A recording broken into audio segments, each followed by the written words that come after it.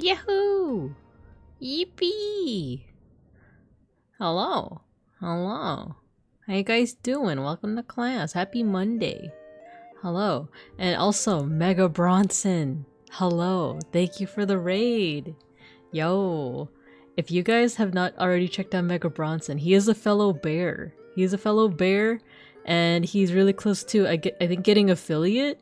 So I think you should definitely check him out. He was playing Overwatch a couple days ago, or yesterday, but also yeah, yesterday. But also, I know that today you were playing that one game with the hole, right? the one game where you dig the hole. It seems like a pretty cool game. Yeah, thank you for shouting him out, Matthew. Yeah, a game about digging a hole. Yeah, that one. You guys should check him out. I don't, if you have like a schedule set in place, Mega Bronson, feel free to like say it in the chat, but I'm gonna go ahead and scroll up, say our hellos.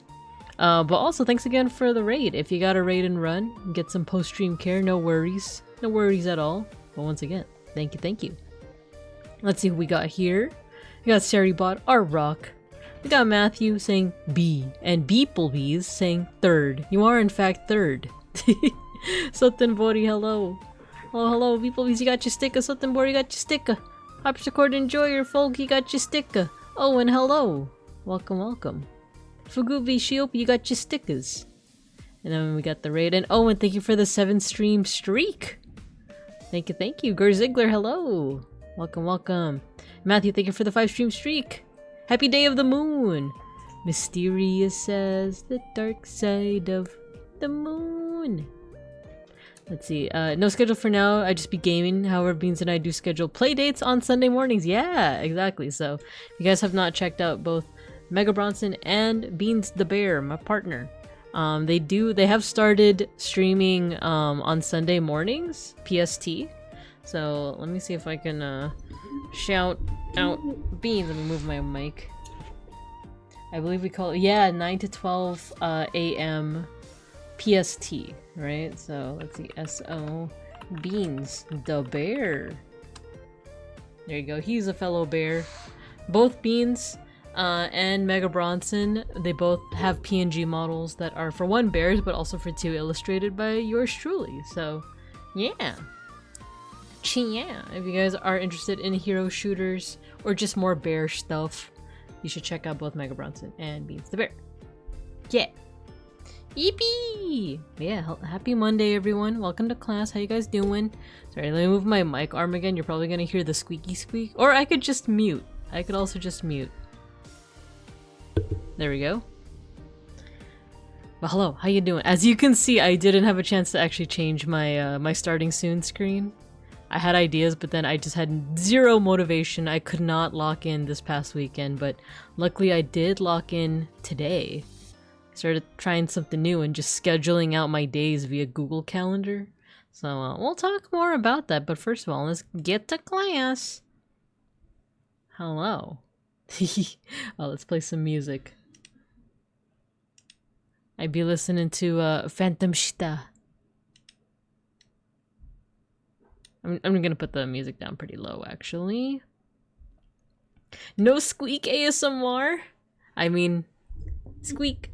There you go. You get the squeakies. But hello. It's me, Babinka Bear, your local Sun Bear art history teacher and educational streamer. And I gotta recalibrate my model because it's slightly facing to the left. There you go. Now I'm front and center, looking at you straight in the beans. But look, how are you guys doing? We're gonna be drawing dinosaurs today. I'm gonna try to learn how to draw dinosaurs. This is actually gonna be my first time doing so. I'm a little scared because like I'm always paranoid that like if I ever try to draw dinosaurs and post it somewhere, all the people are gonna come out of the woodwork being like, that's not accurate. You did the claws all wrong. But I haven't seen evidence of such a thing ever. Like in fact, whenever I see paleo art on the twits, usually people are like, oh, this is so cool, you know? And it doesn't, you know, people stylize, you know, dinos all the time. And even if they don't have feathers, because steel's heavier than feathers. Even if they don't include, like, you know, things that would be considered accurate. Like, no one's ever such a stickler for it. There is a whole YouTube channel about your dinosaurs being wrong, and I was just watching it. Actually, if you guys want proof. There you go. I was just watching this channel, Your Dinosaurs Are Wrong, but it's mostly this guy critiquing like different toys and like ways that they might differ from like how actual dino skeletons, you know, would be. But he never seems overly aggressive about it. It's always like this is more of an educational moment than a like, oh, these toy manufacturers are dumb. You know, it's never like that. So I think it's just the anxiety brain in me, you know? I think it's just the anxiety brain being like, oh, everyone's gonna freaking hate like what you churn out there, buddy. Anyone complaining there's no feathers, just make a second version where you add a single feather on their head that looks like an owl. Okay. I am a stickler for dino feathers, though. I am one of those people that, like, I just wish they had feathers. But also coming to terms with the fact that, like, we can never know which dinosaurs, like, definitely have... Well, we can and we do know which dinosaurs did have feathers. But there's still many more dinosaurs that, like, we don't know for sure. We don't know for sure whether or not they had them or not. So, for example, people are still debating whether or not Tyrannosaurus Rex had them because... a relative of Tyrannosaurus Rex, I think it's called Tyrannosaurus, did have feathers. However, it lived in the Arctic, so like it made more sense for it to have feathers. So now the theory that I've heard is that Tyrannosaurus didn't, but when it's young, when it's like a baby T-Rex, it does have it. So I don't know, you know? This is still stuff that I'm like actively studying. Even what I just said right now might be a load of chowder, you know? That's not accurate. Next, I look at a real pic of a dino for reference. I mean, you can. You just look at any bird. Look at the next time you draw a Tyrannosaurus Rex without feathers, look at the humble chicken, you know? No, but I know what you mean, though. I know what you mean. Like, why can't we just look at the real dinos for it? They're all gone. Except for the ones in Jurassic Park. Clever girl. Dinosaurs, thank you for the big emote, Matthew. It's Hiraga, a distant relative of the dinos. Imolge, hello, hello. Rinrin, hello. We looked at the reference sheet art that you made for me last stream. We were admiring, your work. Thank you again. And you might have also noticed I changed my Twitch PFP to your artwork, Rinrin. Have you seen cassowaries? Yes, I always bring up cassowaries as like whenever people are like, "Oh, birds aren't dinosaurs." It's like, "Have you seen a cassowary? They're scary. They're so scary. They're really dinosaurs. They really are dinosaurs." That and like shoebills, cassowaries, like emus, ostriches. Like just look at them, and you will see the modern day dinosaurs. Those are basically raptors. Yes, exactly. I was literally looking at featherless chickens for refs the other day. Ah, humans, I see. Wait, who was there was like a classical philosopher, right? Like, behold, man. It's the featherless chicken. But yeah, so that's the plan for today. We do still have our dailies, though. We have to do our dailies. But yeah, today might be a bit on the shorter side because I'm only going to be drawing 2 dinos, but it might be on the longer side because I'm learning how to draw dinosaurs for the first time. Yeah, a featherless chicken walking on 2 legs. Behold, a man. I just forgot which philosophers did that. Was it like Diogenes and someone else? It was like, oh, that freaking... Yeah, Diogenes. Yeah. Is he the same person that said the only place to spit in a rich person's house is in his face? That was Diogenes, right? One of the earliest trolls? Yeah, exactly.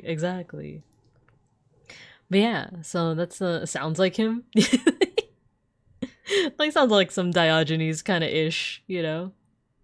But yeah, hello everyone. That's a great line!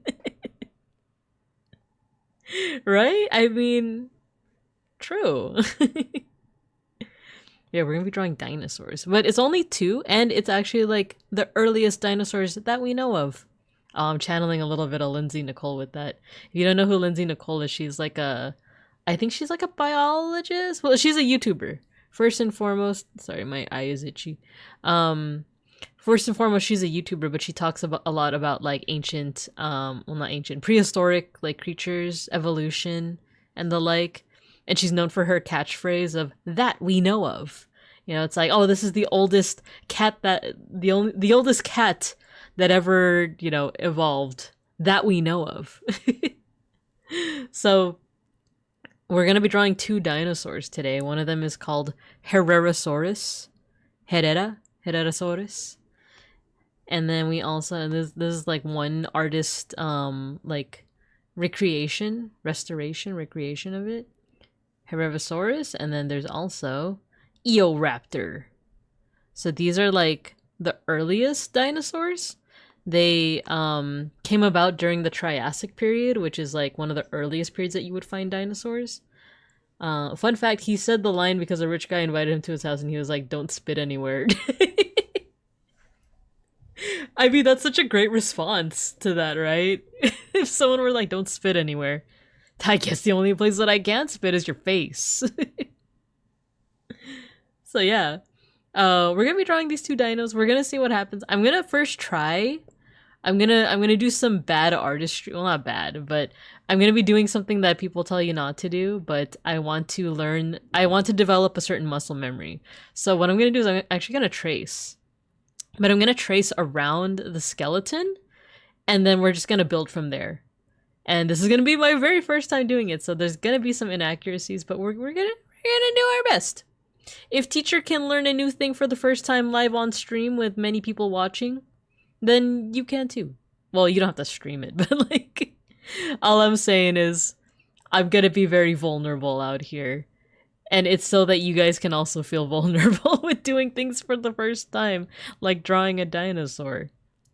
But yeah, I'll share a little bit more about what I actually don't know too much about Eoraptor and Herrerasaurus, other than the fact that they're like the earliest dinos. But I was watching like this video, the "Your Dinosaurs Are Wrong" guy, and he was talking about how like even the classification of these 2 as like the earliest dinos is still like up for debate. Because it's like they could be the earliest dinos, or they could just be like an offshoot of like a different family tree. So still learning. But also another fantastic, ferocious creature, the Bibinkub. In a fight between the Bibinkub and the Herrerasaurus, he thinks, or it thinks, or they think, or she thinks that she would win. Do you agree, Bibinkubs? But yeah, let's see. Is there anything that I need to catch up on before we do our dailies and like jump right into it? Oh yeah, I said that I'm trying to be more organized and more focused and I guess intentional, as so many content creators say. Trying to be a little bit more intentional with like, I guess, how I spend my time, because I've actually front loaded a lot of like work, like my job work, to the point where like I actually don't have that much to do at work unless I'm in the office. Or rather, how do I say this? I mainly wait till I'm in the office to do like work, unless there's like a really pressing email, which means that like on the days that I work from home, I'm typically slacking off. Like if I don't have any emails to respond to, or if I don't like have any schedules to create, I just do something that's not work. Because like now like my task list is basically just like do supplemental research and like schedule people for things, you know? So because I'm like pretty much ahead of like a lot of my work, I just kind of like slack off. So when I work from home, half the time I'm answering emails, and sometimes they're time sensitive, so I do have to like, you know, there are days where like I legitimately am busy, but for a lot of days I'm just kind of effing around. I'm just kind of watching streams, which is why I started doing things like getting interested in like taking online classes about dinosaurs, or my latest project too is learning how to draw cars, just so that like I could get better at time guesser and know what cars from like the 1930s versus the 60s, you know? So cars and dinosaurs, that's like the latest hyperfixation. That's what I've been working on. But there are days where I just can't decide what to do. It's like, oh, should I do the car thing? Should I do the dinosaur thing?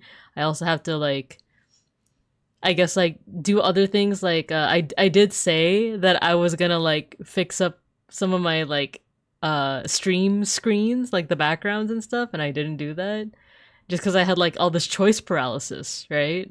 I had all this choice paralysis. So what I started doing, and I will catch up on chat in a little bit, what I started doing is I went into my Google Calendar and I just spaced out some time to dedicate to like something specific. So like today's schedule was like work from like, I think I did like 8 to 12. Even though technically I'm not supposed to be working until like 9, but sometimes I just want to like get stuff out of the way like early, right? That way I can slack off like later on. That's been like my philosophy like on how to prevent procrastination, is just like tricking myself into saying like, if I do this now, I can slack off more later. And that's actually why I'm in this predicament. Like I locked in so hard at the beginning of the semester that I'm actually like caught up on all my work. So now I have a lot of time to slack off. But before I proceed, let's catch up on chat. A single Babinka would get stomped, which is why they attack in swarms. No, but look, this one says, nah, I'd win. Could it be hubris? StarCraft calls it zerging. Yeah! Do the zerg rush. Alpaca, hello. Mega Bronson, you got your sticker.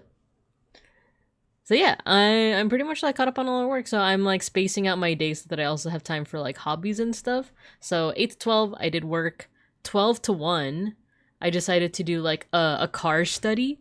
So I drew a car from the 1890s. However, I did it with pen and like paper.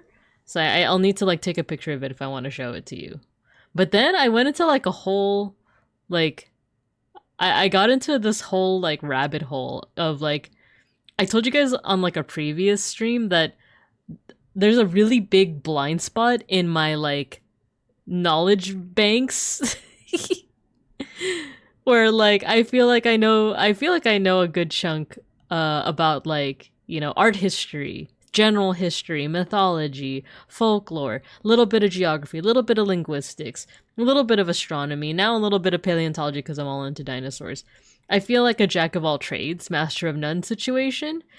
So it's very rare that there's a certain topic that I just know zero about, but there is, and it's cars. When it comes to cars, I'm just hilariously bad at like I've said this before, like if someone were to show me a car, I wouldn't be able to be like, oh yeah, it's like a Honda Civic, or it's a Volkswagen Beetle. Like, even that was like a struggle. I would just say like, oh, it's a white car, or it's a blue car, or it's a red car, you know? And if, gosh forbid, that someone's pointing at a car and there's like 2 white cars, you know? It's like, oh, look at that white car over there. And it's like, oh, there's more than one. And they'd be like, oh, the Honda. And I'd be like, there's 2 white cars. I don't know what a Honda is. Hello, Kayla Gayla, hello. We're talking about my like blind spot when it comes to like knowledge. And it's cars. So I was trying to learn how to draw cars starting from the 1890s, and then I was getting confused with like the engine, because in cars in the 1890s, the engine is like very I guess basic, and it's exposed. So when you're drawing that car, it's you see all the parts of the engine. So I was getting confused with like, what is this wheel thing? What is this box thing? What is this like tape thing? What is this like tube thing, you know? So I could have just drawn it, but I was also getting like curious about what each part was. So then that led me down another rabbit hole of like, okay, parts of an engine. And then I just started getting more like stressed out because like, I don't understand any of this. I don't know what a cylinder is, or torque, or like, apparently cars run because of tiny explosions. And I just didn't understand it. So I was like, all right, I think I've had enough. I think I've had enough of drawing the 1890s car. So I'm gonna try again tomorrow. To see like what I can understand. But also arguably I don't need to understand it to just draw it. I just need to get like familiar with like the forms. But I feel like it also just helps to know like what it is I'm drawing, right? So so that was my predicament. So that was 12 to 1. 1 to 4 p.m. I think I did my Dino 101 class. I'm taking an online class on this website Coursera that just talks about dinosaurs. I'll talk more about that, but let me catch up on chat because I think Matthew just gave me a copy pasta to read. All right, are you guys ready? Get those clip buttons ready. Did you know that Lightning McQueen, star of several feature films such as Cars, Cars 2, Cars 3, Planes, Fire and Rescue, Finding Dory, Toy Story 3, Coco and Ralph Breaks the Internet, as well as other short films such as Master and the Ghostlight, Miss Fritter's Racing School, television programs such as Cars, Tunes, Pixar's Popcorn, Cars series voiced by none other than Owen Wilson? Wow. He won the Piston Cup. My main way is if the car looks like a helmet, it's a VW. Sometimes I do go off of that, like the front of the car. I think of the headlights as like eyes, you know? And Beans, because Beans really is into cars. He'll tell me like, oh, that's like this model. And I'd be like, it looks like a frog. Like the headlights make it look like a frog. At most you're gonna get it's a big car, it's a small car. Yeah, exactly. I'm one of those people that's like, I go by color or size. It's like, oh, it's like a truck and it's brown. Or wait, actually, you guys ever seen a brown car? It's black. It's like, or it's like blue or white. Sucks. Wait, what? Tiny explosions make the car go vroom. Ah, they also give a yummy smell. He did what in his cup? Was he in Kingdom Hearts? I think he was. Maybe even Kingdom Hearts 2. So yeah, that was my whole thing this morning. Oh yeah, so next up on the schedule was like Dino 101. But I realized that I've been trying to get into the habit of like handwriting my notes and then like typing it out. But even just like typing it out was like, oh man, this feels so repetitive. But at the same time, oh hello Texas Sunburn, you got your sticker. You got your sticker for the day. So yeah, I'm trying to learn more about cars, trying to learn more about dinosaurs, and then the last thing on my schedule for today, for 4 to 5, was simply read for 30 minutes, because I've also been trying to get into the habit of reading. So I read a little bit more of Lost World. Let's see, right now I'm making my notes for my 5th Skyrim playthrough. Nice. I've yet to complete a full playthrough of Skyrim. When it comes to like open world games, I just get too lost in the sauce. I just get way too into it. I like want to explore everything because I'm definitely one of those people that I can't even say perfectionist anymore because there are just some achievements that just are torture, but I try to at least explore every part of like a map in those open world games. Which is why, what am I playing right now? Oh, Assassin's Creed Valhalla. I'm still, like, in the very first part of the game, but I've just been exploring. Because I got into a part in Valhalla where it's like, oh, you're gonna get locked out of a lot of things, like, after this event happens. So, like, all the side quests and stuff, you should do it now. Or, it's not even side quests, it's just, like, exploration. So I'm like, okay, I'm gonna explore the entirety of this map. And then I'll continue the story before I get locked out of everything. This time I'm gonna beat it. I nearly beat Skyrim on PS4 but stopped. Ah, I see. But yeah, so that was my day and now we're here. Just like Time Stranger. Oh my gosh, yes. Time Stranger I feel like is a little bit more straightforward though because like, you know, like they give you like all the side quests and stuff. And I feel like they're pretty explicit with like, oh, this is like the point of no return. Like if you don't get all your like side quests out of the way, like you, like, you're not gonna get the chance to do it for like a while. So with Valhalla, it's like I accidentally did this thing where I locked myself out of a quest, and then I looked it up online and I was like, why can't I complete this quest anymore? And then it says like, oh, you're locked out of it. Like that lady who gave you the quest disappears after this thing happens. And I'm like, ah, dang, okay, I gotta load a previous save and like complete that quest. So now that I know that there's a part where I'm gonna be like locked out of a few things, I'm trying to do like everything, you know? I reached a point in Metaphor where I should really grind to level up my archetypes. Yeah. I've been meaning to get back into Metaphor, but I'm very into Valhalla at the moment. Reveal every POI and complete every side mission. Yeah, like I'm a sucker for like revealing the whole map, the full like explorable map. So that's what I'm doing. That's what I'm doing. In Assassin's Creed Valhalla.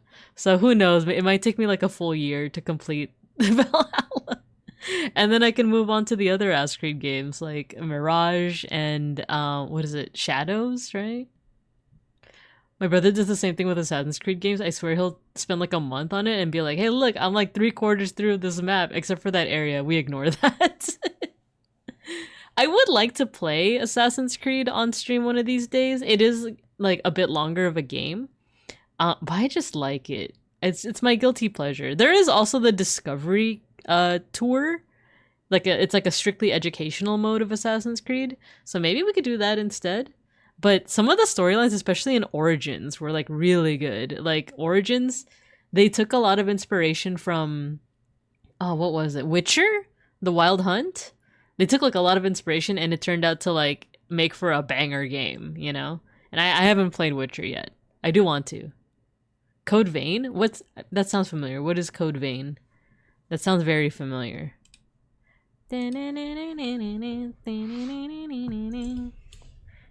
Code Vein. Why does that sound so familiar? Oh, I feel like I've seen streamers play this action role-playing game. Bandai Namco. I see. Anime. Oh, a Souls-like. I don't know if I would be into Souls-like. I've tried to get into it, but I don't know if I'm built like that. Beans is built like that. I'm not. Anime Dark Souls. I've seen Saku streaming it. Oh, cool. Yeah, I don't know if that would be my thing, but there are action adventure games that I would be into because you know I love Legend of Zelda. I've already played Ocarina and Majora's Mask on stream. I'd be down to play some other childhood favorites like the Oracle games, but I think I should also get into games that I never played as a kid, like Wind Waker. I never played Wind Waker. I never played any of the GameCube or Wii games. Like, I only played N64 and Game Boy. And then later on, some Switch games. Like, I played Link's Awakening. I played the Oracle of Ages and Seasons games. I actually never played the, Link to the Past. I never played that one. I played Link Between Worlds. What else? The remakes of all the games I've already mentioned. But I've never played the Wii or, like, GameCube games. You know, like, or I've also never played Breath of the Wild, actually, now that I think about it. Yeah. The second one's coming out at some point? Cool. I hope you guys enjoy that for any Code Vein enjoyers. It's coming out on the 20th, but people are playing right now since it's early access. Oh, cool. But yeah, with that, let's get into our dailies, shall we? Let's get into our dailies. I also have some, like, Wikipedia articles open to the dinosaurs we're going to be drawing today. And Herrerasaurus. I took this one. Look at this guy.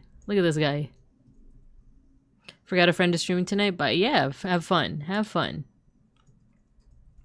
Okay, let's do our food guesser. Ooh, wait, this looks kind of tasty. What is this? Goat's milk? Goat's milk, sheep's milk, mint, water, sea salt, rennet? Jeremy Renner? This dish is a semi-hard unripened cheese. Known for its high melting point, making it perfect for grilling or frying without losing its shape. Crafted from a blend of goat's and sheep's milk, it offers a unique salty flavor with a slightly tangy undertone. Often enjoyed in salads, sandwiches, skewers. It's making me think Western Asia, Middle East, you know?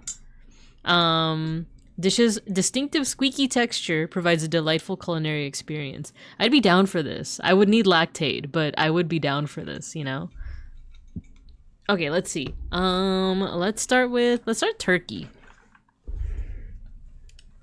Very hot. Okay, we got the right region. Okay, let's get some Google Maps going. So it's hot. And it is to the south. So it could be, let's see, we did Turkey. Could be Cyprus. Could be Lebanon. If it was Syria, it would say borders. It could be Iraq. Could be Palestine.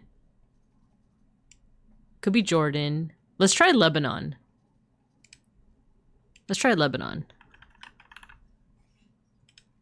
Very hot. Halloumi. Okay. And it's to the west? Or is it northwest? I'm trying to see the arrow. It's to the northwest. It's to the northwest. I think it might be Cyprus.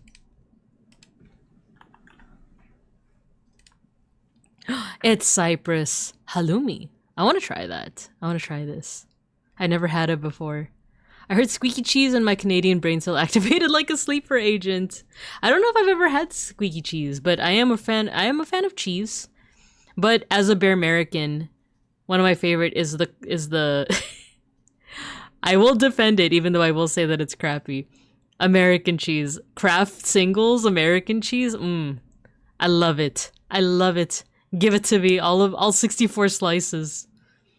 We eat a lot of cheese curds. Oh, okay. I love halloumi. Nice. Yeah, I'm a Kraft defender. Get behind me, Kraft cheese. 64 slices of. Ooh, this looks good. This looks like something that I eat all the time from my local Thai place. Is this crab fried rice? Wait, rice, garlic, onion, fish sauce, soy sauce, eggs, chicken, shrimp, pork, beef, green onion, cilantro, lime wedges, tomatoes, cucumber slices, chili pepper, sugar, flavorful fried rice meal. I get this all the time at my local Thai place. I'm gonna try Thailand. It could just be generally like Southeast Asia, but let's try Thailand. Yeah, there we go. We did it. I swear I order this all the time, which is probably why I needed my gallbladder removed. But like, it's just so good though. It's just so good. Khao Phat. Thai fried rice. Classic Thai dish known for its simplicity and versatility. Name Khao Phat translates to fried rice. Nice. It is like, or at least the place that I ordered from, very oily, but my god, it's so good. It's just so good. It's not crappy, it's good for what it's for. Yeah, I agree. I agree. Especially like a melted cheese sandwich with a Kraft single. You want to use Parmesan for cheesecake and then call it Parmesan fat. That's true. That's very true, beeplebees. That's a good way to think about it. How's the not bladder having, by the way? It's good. I feel like I'm mostly recovered. Like I still haven't eaten anything like super deep fried. You know, like I haven't eaten any French fries. No, you know what? I went to my parents' place yesterday, and my dad, he always has like tater tots. Like it's not really an island because it's not in the middle of the kitchen, but he always has like on the kitchen counter, he always has like eggs, like fried eggs, hot dogs, which I wasn't able to eat, and tater tots. It's always just there for like me and my siblings to like just grab and go, you know? So I had some tater tots. I haven't had anything like super deep fried, but I have had like, you know, I've been eating salmon. What else have I been eating? Oh, and my dad also made me like a vegan burger, and he asked me if I could do mayonnaise, and I was like, let's try mayonnaise. You know what? Let's try it. Let's see what happens. And you know, no tummy rumbles. So I do think I'm mostly healed. I do feel like I can eat most things. While still being pretty cautious about like anything super deep fried, right? I still don't know if I'm gonna be able to have this, you know, the fried rice, but we'll see. The key is that I have to try it at home so that if nature calls, I have immediate access. Like I shouldn't be doing this when I'm at the office, right? Like in the middle of a work meeting and just be like, I gotta go. Like, I gotta go right now. Bacon will give you hot girl tummy troubles, but that shouldn't be a problem for pescatarian. Yeah, exactly. So like, because the only flesh that I consume is salmon and tuna and other fish, should be fine. Bink the gambler. Can you imagine? I think the big risk at the office is that sometimes like the managers and like directors and stuff, whenever we have like a big meeting, they'll get donuts for people, for everyone in the department, and it's like, I think that might be like the danger zone there, like getting a donut. They've also brought cookies. I've had cookies at the office and I haven't had any reaction so far. Gotta go, and it doesn't come back. And then, like, all my stuff is still there, you know, like all my purse and my like laptop and everything is still there. It's like she never came back. Pec school, hello, hello. We're talking about hot girl tummy issues. So far, I haven't had any. So, you know, maybe eventually I'll be able to have my beloved Thai fried rice again. There's a Thai place that's like really close to where me and Beans live, and we get it. We used to get it every so often. Man, my mouth is watering. We have to move on. We have to move on. We have to move on, or else I'm gonna get super hungry. Oh, I think I know what this is. Isn't this Japanese? I forgot what it's called. It's not takoyaki. It's there's a place off Ocean Avenue where I used to sit and talk with you. Now there's a place that sells this. I think Little Tokyo has a little spot that sells this. And then I've also seen it in like other parts of Los Pincos. I just forgot what it's called, but I'm pretty sure this is Japanese. Taiyaki. It's taiyaki. I was like, it starts with a T, but it's not takoyaki because takoyaki is octopus, right? Surprise poopsies is a possibility though, so it's best to hedge your bets if your stomach starts to feel grumbly. Yeah, I did. This is like a teensy bit TMI, a teensy bit gross, but like I did start bringing like wipes with me to work. Luckily, fingers crossed, paws crossed, I haven't had to use it. I haven't had to use it at all, but just in case, you can never be too certain. Dianoric, hello, thank you for the 26 months. You caught us as we were talking about certain topics. And you got your sticker, hello. 26 months, oh my gosh, can you believe it? Smart, yeah. So like, you know, if in case there's any risk of like having tummy rumbles at work, I bring like wet wipes with me. So, the fight room, exactly. And in my office, there's like 2 bathrooms. There's like one where it's like a whole bunch of stalls, but there's also one right next to it that's like a private bathroom. Like it's like its own stall, you know? So whenever possible, I try to get into the like solo bathroom. But otherwise, if I know it's just gonna be a number 1, I go into the one with the multiple stalls. Don't take wipes, you gotta take a water bottle. That's true too. Something to calm down the stomach. Alright, we are once again a gastronomical genius, but I feel like anytime there's Japanese food, it's kind of a gimme, you know? Not that I eat a lot of Japanese food, but I am how you say a weeb. So it's like, I recognize that from my learnings, from my anime learnings. Alright, let's post this to the Discord. And then let's do Time Guesser next. Let's do our dailies. Alright. What is this?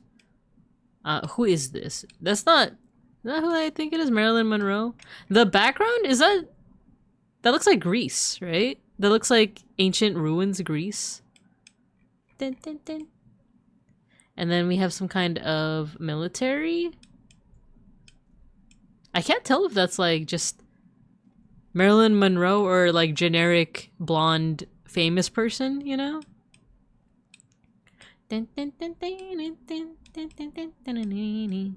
Let's go Greece.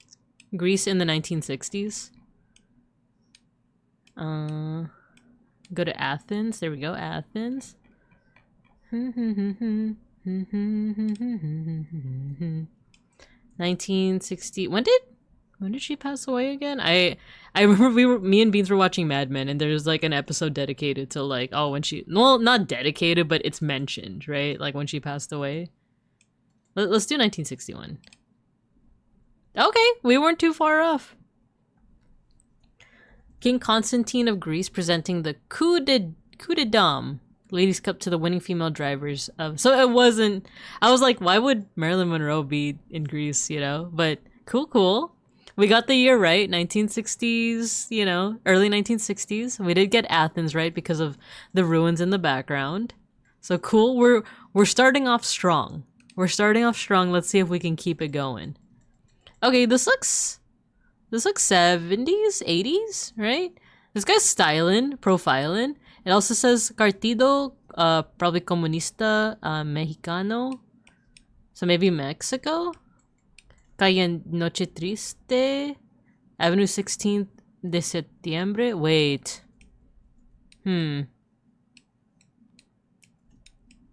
16th of September sounds familiar. Do do do.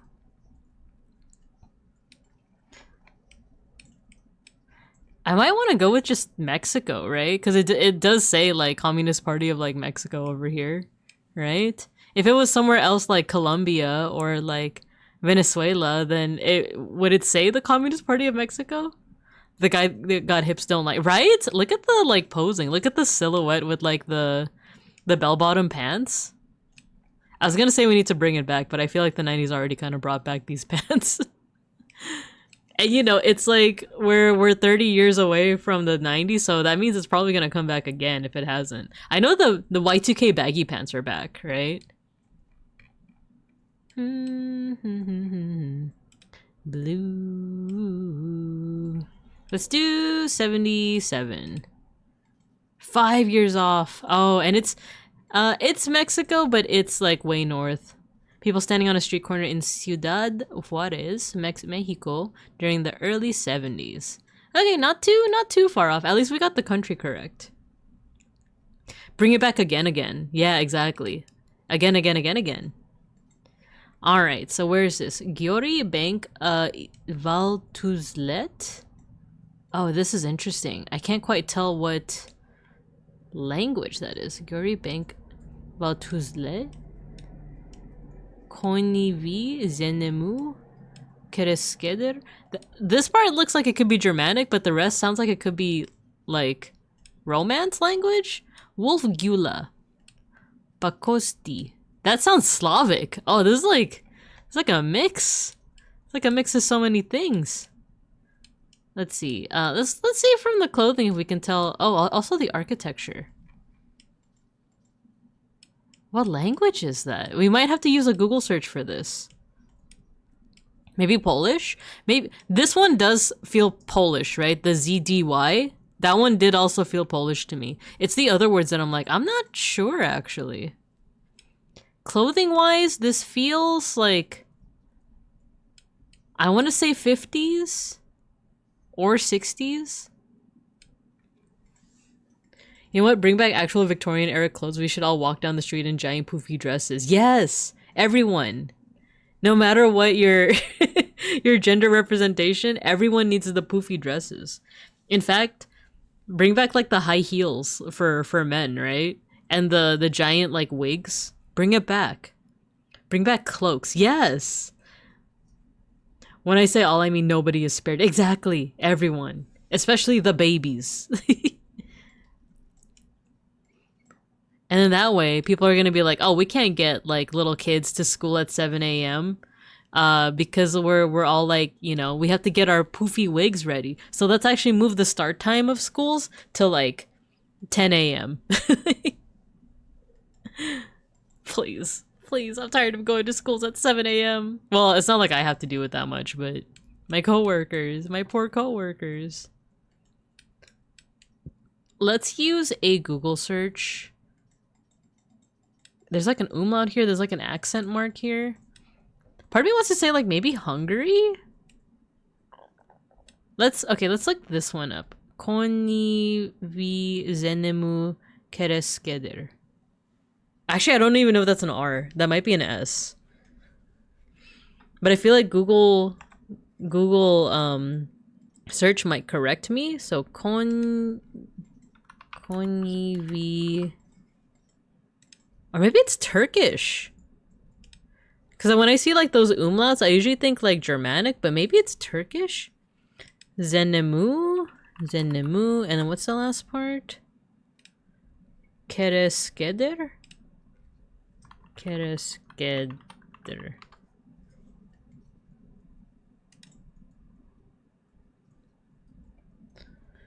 Okay, I'm getting a lot of websites. This was one of the sites that I got. And you know what? It's .hu. It's .hu at the end instead of like .com, it's .hu, which is Hungarian or Hungary. So let's say it's Hungary. Let's say it's Hungary in like the I'm not sure. Let's say 1950s. Hungary, Budapest. Let's hope for the best. 10 years off. Oh, it was the 40s. We did get Hungary though. A crowd of secondary school students participating in a balagas ceremony on Széchenyi Square in Győr, a traditional Hungarian graduation ceremony marking the students' farewell to school before final exams. Oh, interesting. Hungary? Yeah, Hungary. In Italia was the only femme-presenting country like for Europe, right? No, there were more. Okay, these are presidential portraits. I recognize these. That's TR, Theodore Roosevelt. That's Madison, I believe. And then this is John Adams. I don't recognize some of these other folks, though. Is that William Henry Harrison? The guy who only was, like, president for a month? Oh, it says the name. Zachary Taylor. Wait, who is this? This one I don't recognize. I have no idea who this could be. Where could this? Yeah, it's probably the White House if it's like a whole bunch of oh, if it's a whole bunch of like presidential portraits, it's probably DC. And this is definitely after 2016.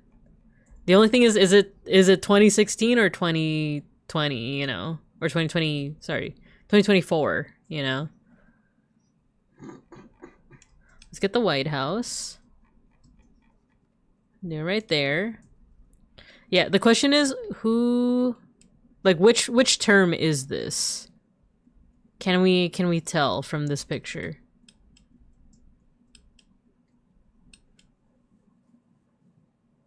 Something I feel like it might be 2016, like first term, right? Or could this be 2025 Oval Office decoration? Oh, the gold, right? Like there's a lot of gold.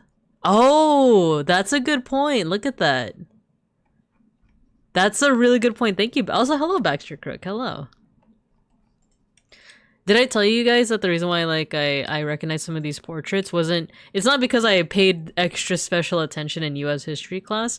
When I was a kiddo, I used to have a dinner mat. Like a placemat that you put like over your table. Like my parents, or maybe it was my grandparents, I forgot, but we had one with all the presidents on it up to, I don't think it even had Bill Clinton. I think it might have just gone to HW, or maybe it went to Clinton, I forgot. But I had like that little like table mat, and when I was like waiting for Din Din, or I was just like waiting, I would just like stare to the different portraits. But it also had like some cool like little factoids about each president too. So I remember learning a lot. Like I remember learning that like James Madison was the lightest president, arguably like the twinkiest. I think he weighed the least, and then the one who weighed the most was Taft, I believe. And then there's a couple of presidents who are directly descended from other presidents. So like the most obvious contemporary one is probably like George Bush, or George W. Bush is the son of George H.W. Bush. But you also have like John Adams. He's the second president, and his son John Quincy would go on to be, I believe, the fifth president.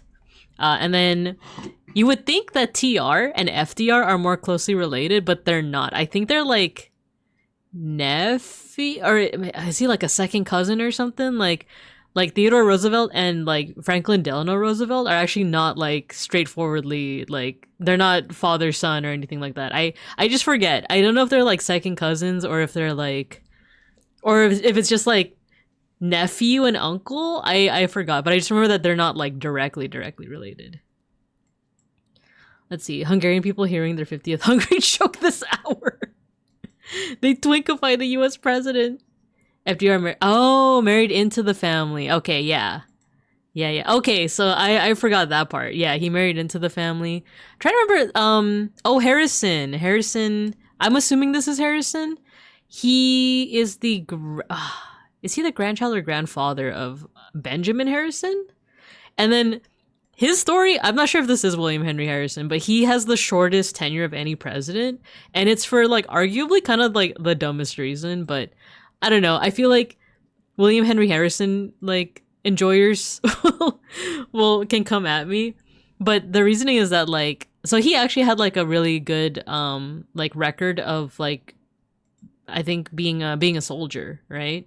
He ran for president, won the presidency, but I think there were like concerns that he was like too old to be president. So he decided to like go against those claims by when he got inaugurated, his speech was 3 hours. His inauguration speech was 3 hours and he did it in the rain. And because of that, he caught pneumonia. And he actually died of that pneumonia within like a month of his presidency. So it's like, isn't that pretty much death by hubris? You know? Like, it's like, I'll show them I'm not too weak to be president. Dies. Not the Nepo baby. Yeah, multiple times too. Wasn't he the one that did a speech in the rain and then died of cold? Yeah, exactly. Yeah, exactly. He died of the cold, yeah. Greek tragedy, yeah. That's why William Henry Harrison was the best president ever. No time for controversy, you see. Oh, was it? Didn't he fight in? No, I'm like losing track of like my time periods. I don't know like what if it was the Civil War or what, but he was a veteran, I think, right? His hamartia was hubris, exactly. You think I'm too old? Watch this, dies. Like, watch this, does a backflip, breaks hip, dies. That actually would be impressive, though. Like, whoa, would you see that? That old guy just did like a backflip. Okay, no lie. I know we're getting like way off topic, but oh my god, what's his name? You probably are not going to be able to type his name in chat because of automod, but Dick Van Dyke. Have you guys seen Dick Van Dyke dance at the age of 92? He's like 100 now. I think he just turned 100 years old. But like there's a video of him dancing when he was 92 and he still got it, man. He still got it. He's like an old man and he still like is able to dance. It was for like a little bit, but I don't know. I just remember being amazed. It's like, dang, okay, get it. All right, let's do 2025. Make a guess. Spot on. Let's go. Thank you, Baxter Crook, for pointing out. Yeah, the 2025 like the golden the gold stuff, right? We can try Dick Van Dyke. Oh, there you go. Nice. We were able to say his name. He really has good luck from all those chimneys, right? Well, I'll be senile and Dick Van Dyke will somehow find the secret to immortality and dance while doing it, right? He'll dance too. Cool. All right, last one. Conditori. Tea room. Florist tea room. H. Horn. What does this say? Skjonhellspelli? That looks Nordic. Dame Faisor?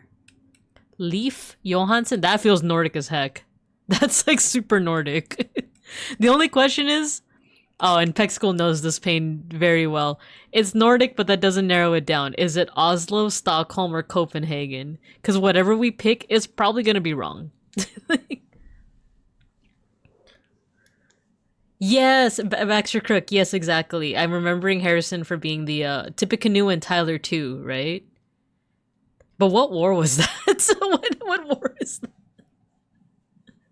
That's the thing. That's why I need to brush up on my American history. Imagine Donald Trump trying to do a backflip and just failing miserably, breaking his hip and disintegrating. I'm sorry, I'm like yelling into the mic. It's like not even an injury that makes sense. Like he just fails the backflip, but he like, you know, like Avenger style just like fades away, you know? I don't feel so well, JD Vance. Like, it just fades away. Oh, brother. All right, so now the question is we know it's Nordic, but like, like it doesn't narrow it down. We don't know if this is Denmark, Norway, or Sweden. I can't even tell the time. Oh, well, look at the cars. I haven't gotten that far in my car learnings. I'm still at the point where the cars are just basically bicycles, but beefier. I don't know what make or model this would be. I want to say 70s. No, maybe 60s. No, let's say 70s. Let's say early 70s. Now, take your bets, Cubs. Is it Oslo, Stockholm, or Copenhagen? We have a little triangle here. What's it gonna be? You can rest now. Please freaking rest now. Looks like a Jetsons mobile, right? It does. It looks very like I don't know, like retro futuristic, right? Okay. Eeny, meeny, miny, mo. Catch a binka by the toe. If she hollers, let her go. Eeny, meeny, miny, mo. Stockholm. Let's see. Let's see. Make a guess. It's Oslo. It's Oslo. No. It's always wrong. When you pick Oslo, it's actually Copenhagen. When you pick Copenhagen, it's actually Stockholm. And when you pick Stockholm, it's actually Oslo. Lumpy car. Imagine Trump trying to walk down a flight of stairs and his bone spurs immediately flare up, flinging him into space. You picked wrong. No. No. I'm not a jerk. How dare you? One of these days is gonna be Reykjavik. You're 100% right too. That's what's infuriating about it. It's like, we got it this time, you guys. We know it's Oslo because of, you know, all these details. It's actually Reykjavik. The way you could tell is the volcano in the background. Lamau. Alright guys, we have an ad break coming up and then we're gonna start getting back into our art. We're gonna draw some dinosaurs. I hate that the chat board is just you guys laughing at me. I'll see you guys in 3 minutes. Well, I let off some steam because of the Nordic countries. Iceland is easy, they're afraid of vowels. Oh, it's a good tip. It's a good tip. Alright, I'll see you guys after the ad break. Also, hello, Tasboreal. Hello, hello.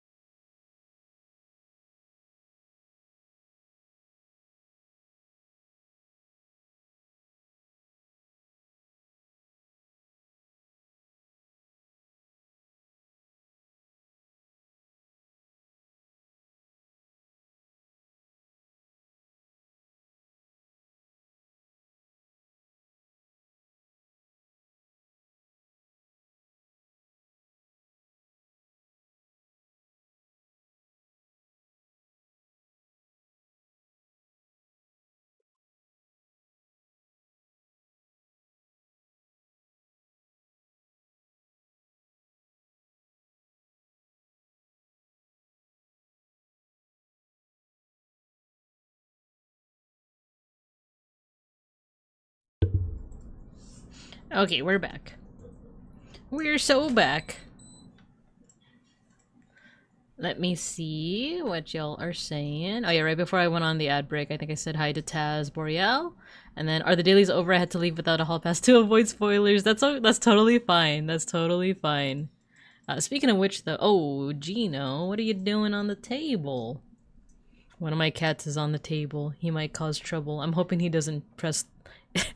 If I suddenly go offline, it's because he pressed the power button. I hope you guys know that. Okay, he's hopped off. He's hopped off. Okay, let me just share my daily scores. And there we go. Cat mechanics. Let's see. So yeah, dailies are over. Hope everyone's having a chill night in time zone. Yeah, thank you, Taz Boreal. Yeah, it's a chill time right now. Today we're gonna be learning how to draw dinosaurs. Just two dinosaurs right now, but it'll also be my first time trying to draw dinosaurs. Isn't Icelandic a language with a lot of consonants in their words? I think so.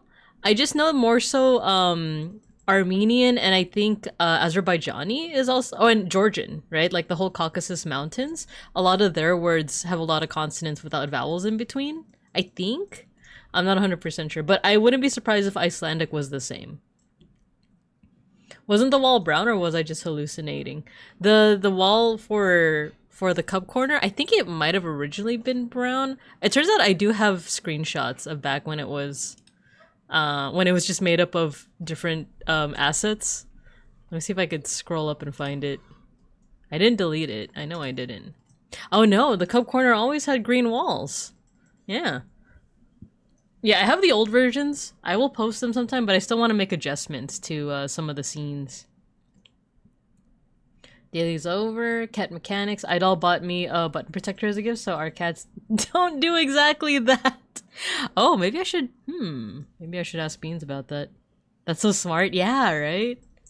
Yeah, because, like, right next... I think I showed you guys, like, the outline of my room yesterday. Or, when was the last time I streamed? Saturday. And right next to me is actually an ottoman.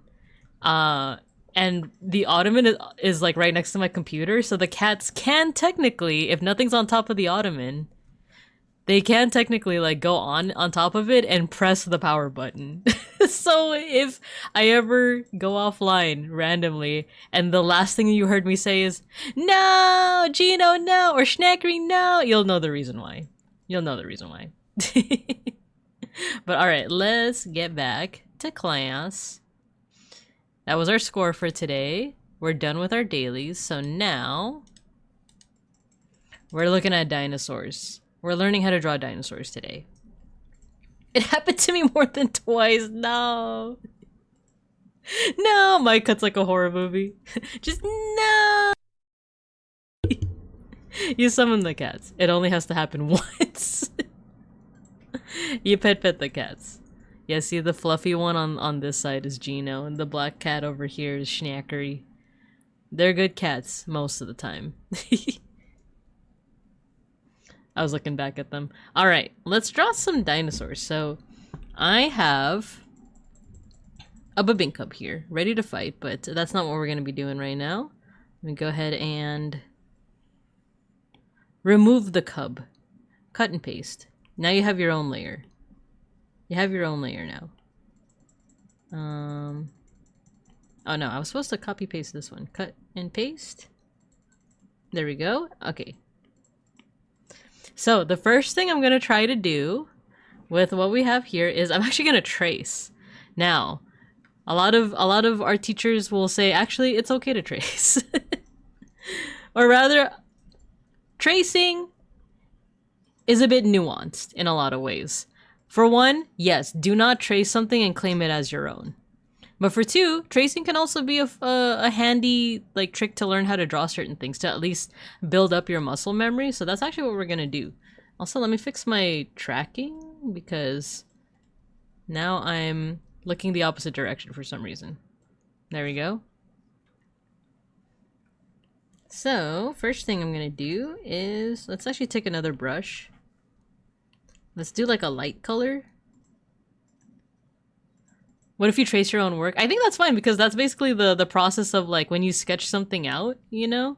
You sketch something out and then you trace the sketch, right? I think that's entirely forgivable. And I think it depends on the context. But alright, we have the skeleton for Herrerasaurus. As I was mentioning at the beginning of stream, this is one of the earliest identified dinosaurs.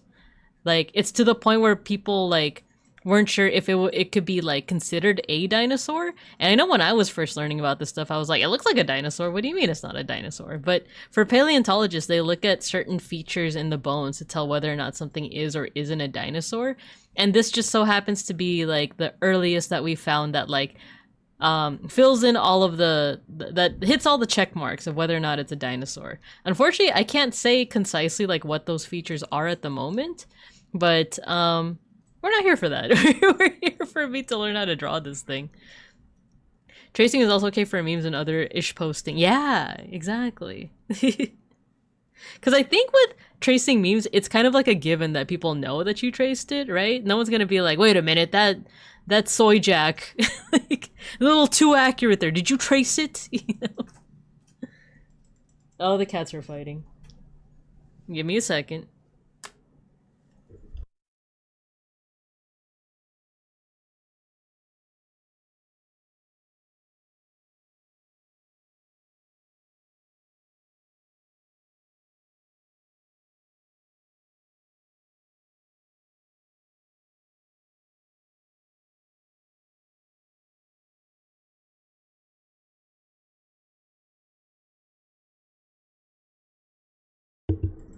Okay, sorry. The cats were quietly fighting with each other, but it's just funny when they do that. It's really cool. Always love new dino fact. Yeah, yeah. I'm still learning. I'm still learning a lot. Yeah, exactly. Matthew and Folk's examples. Yeah, exactly. Because it's like kind of a given. It's like, oh well, duh. Of course, it's like traced. In the voice of the game show audience, shrink wrap that dino.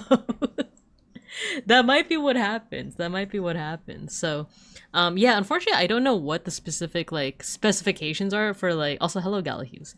What the specific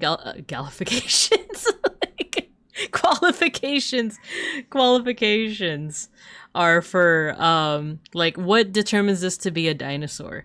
Because if I look at this, it has all the same, like, skeleton parts that I would find in my, like I said, I am taking like a Dino 101 online course right now, and this skeleton just looks like the skeletons that I've been using to learn the different body parts. So it has what we call here, this is like the cervical vertebrae. I guess we're gonna label this first and then I'll get into drawing it. So cervical vertebrae, C-vert.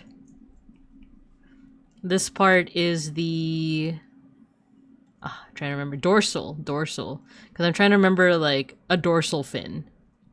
And then over here, the hip, actually, the hip is kind of lumped in with, like, the giant hip bone. This is considered the, what is it? Sacral vertebrae.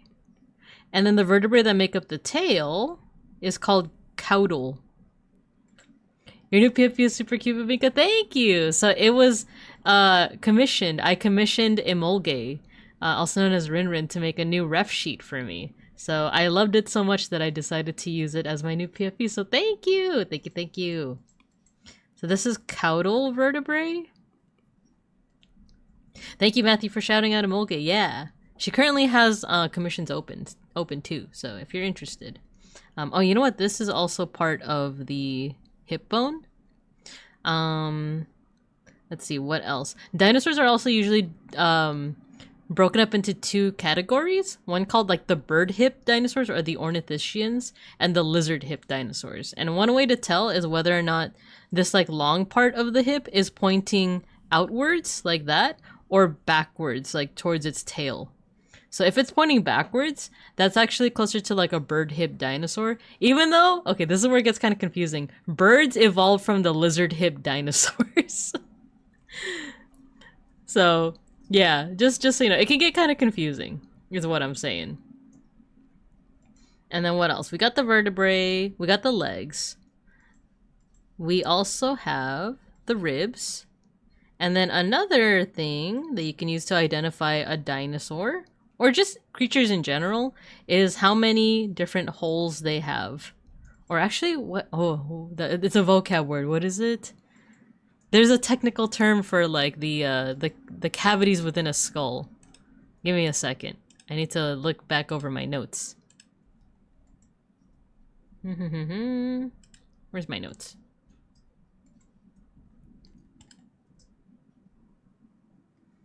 Speaking of dinosaurs, I saw this video for this one game called Eyewitness Dinosaur Hunter. I think I heard of that one. I think I heard of that one too. Repeat that. There's no better way to say it, but the holes within a skull, right? Oh, they're called fenestra. There we go. They're called fenestra. So here, let me make this a little bit smaller. Holes in skull equals fenestra.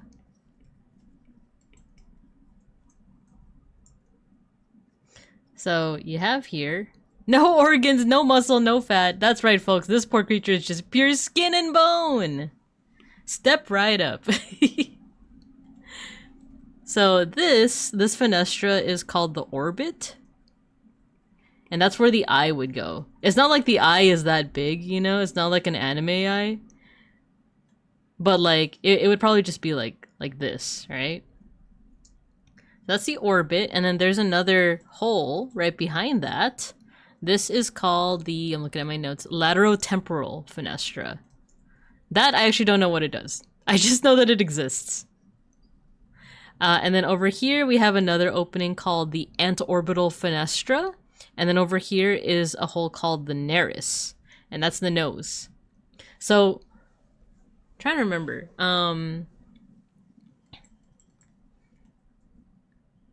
I was gonna say that dinosaurs... Wait, I have it here in my notes. Oh, there we go. Mammals only have one opening behind their orbits. So mammals, us mammals, or at least I'm a mammal, I don't know about you guys, only have one, kind of like this. But dinosaurs usually have two. You can't see the second, but the second is actually on top of the head like that. So that's how you can identify whether or not it's a dinosaur or not. Let's see. I think certain reptiles as well also have like a second fenestra. But like I said, and as is probably obvious, I'm still learning. I'm still learning a lot. Are we talking about dinosaur holes now? No! You mean water bears? What if it's a Mogus crying eye? Oh, that's true. That's true. They got water in them, duh. Water and bears. Oh, one day I will be a water bear. That would actually be a funny, like, model swap. A redeem where you turn me into a water bear. A little, like, tardigrade, right? A little water bear. I'm just surviving out in space. Alright, so let's see what happens if we draw around. Wait. Another question that a lot of, like, dino enthusiasts ask is whether or not these dinosaurs had lips. Or were their teeth just exposed like that? Because I believe... There we go. I'm gonna do this. I'm gonna draw over it. And for now, we're gonna shrink wrap it. But then we're gonna see where we can, like, add layers of fat and stuff. I'm actually an arachnid. Oh! So I don't know how many fenestra you got. So yeah, there's a... I'll get into it, but, like, there is a debate about whether T-Rex had lips or not, or if its teeth were just constantly, like, exposed. You know? So for now, we're gonna draw it a little shrink wrapped. You know, where it really is just skin and bones. Water bear redeem that just removes your model because they're so small. It's like, look guys, I'm a water bear. Do you see me? Wait, it'd be cute if I did that, but then like you put like a magnifying glass over me and you see like a water bear model. Or actually, it would be like a microscope, wouldn't it? Alright, let's shrink wrap this guy. We're gonna make it so that, like, the skin is barely clinging on to the bones. There's no fat on this guy. It's a long tail, actually. Alright, we got that part of the tail. He's just skin and bones. And you know what? I'm gonna go into the belly. And then we'll also draw the arms. Here's the hip bone.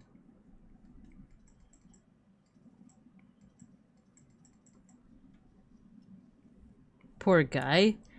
Hasn't eaten in forever.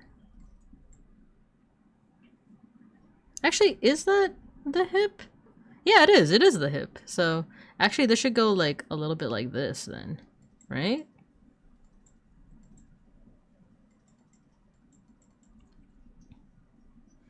And then let's do the arms. I'm gonna draw around this arm right here.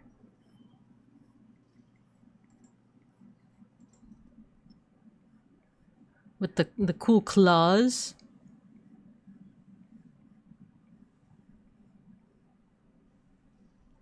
And then there's also like a back arm here.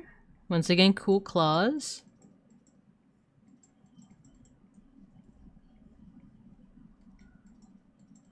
But this one should have like a little bit of shading on it so that we know that it's like the back claw. Microscope redeemed to show water bear model, but if water bear model isn't redeemed, we just get a close-up of your fleas? No! I don't have fleas. I don't have fleas. I'm a clean bear. I clean myself every day.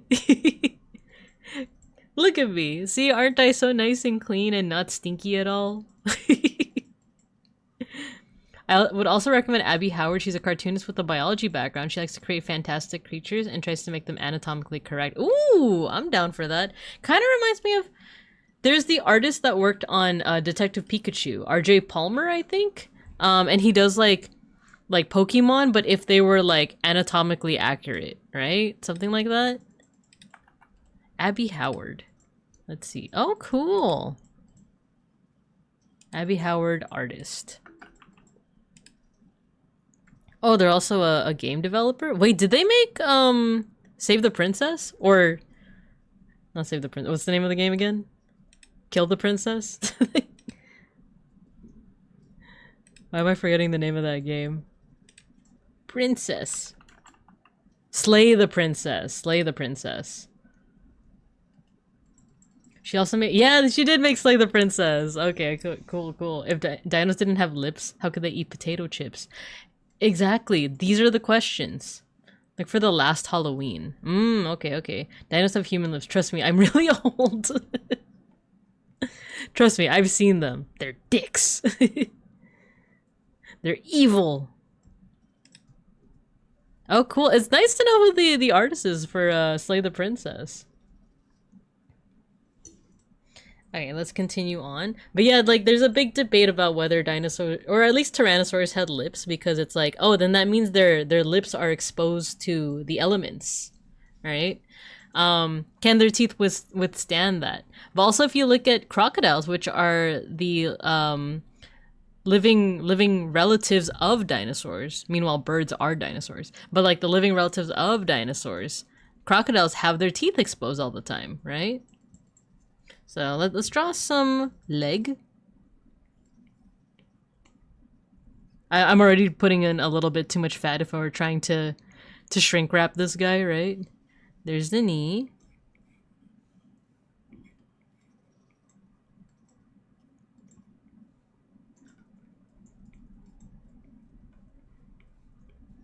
And let's see. And we also do have like a recreation down here as well that we can use for reference too.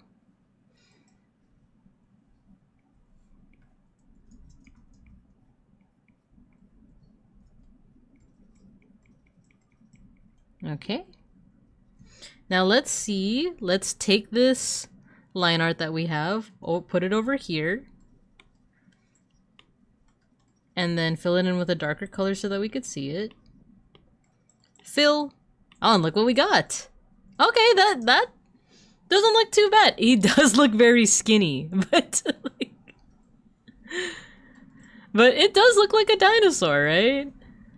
Cosmic Idol, hello, you got your sticker. You got your sticker. Let's see if we can add some like fat to this dino, right?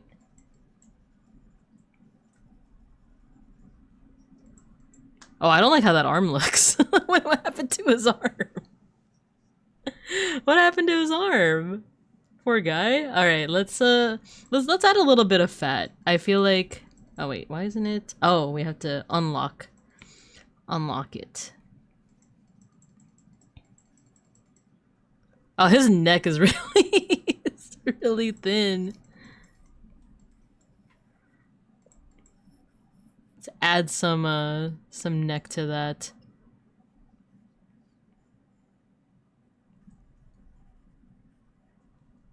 There we go. Maybe the neck even like goes down like this. Okay, that looks a little bit more plausible, right? Now the big debate as give him a neck, poor thing, given that extra crispy joint. I know what's up with his hand. I need to fix it. Or his arm. Oh, you know what? I think I'm confusing. No, I was gonna say maybe I was confusing like the back arm, like for the front arm, but I don't know. I don't know what happened there. I feel like should I just erase this part? Oh, there we go. That looks a little bit more.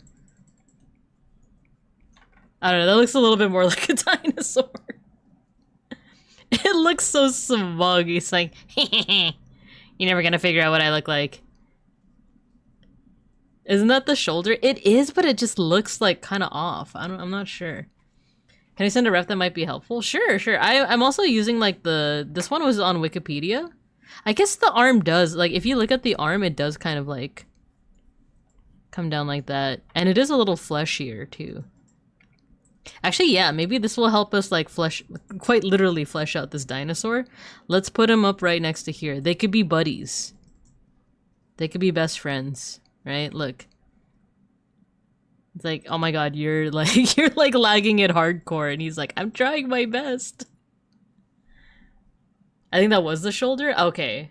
I think you might be right then. So then it would like kind of come up like this. Okay, that doesn't look too bad when I do it that way. Now the question is lips or not, because lips would cover up the teeth like this.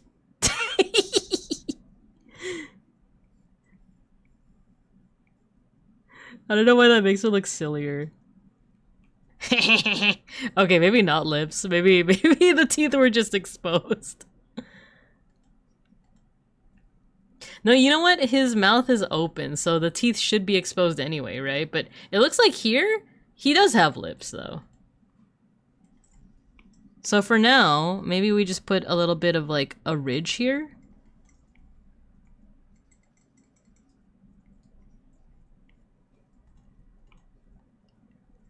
Like a little bit more of a ridge on the edge, but not, like, completely covering the teeth. Because then it makes him look like he's got, like, quite the chin. And actually, chins, did you guys know? Chins are mostly like a human thing. Have you looked at a chimpanzee? They don't really have chins.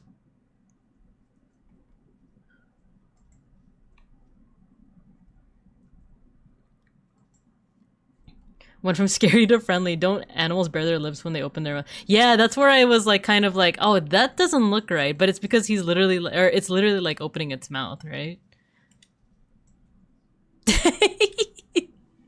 I like that reference with the chicken. Yeah. That does kind of show like how much fat is like around a skeleton, right? Oh, you know what? In that case, let's make this like transparent. I think that'll help us too.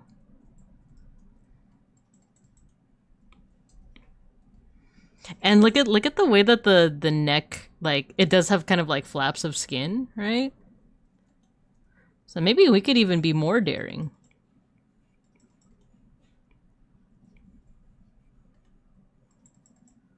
There we go. All right, all right.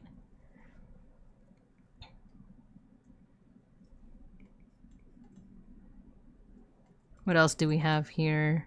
It looks like there's like even wrinkles on the neck, right? There might even be more skin here.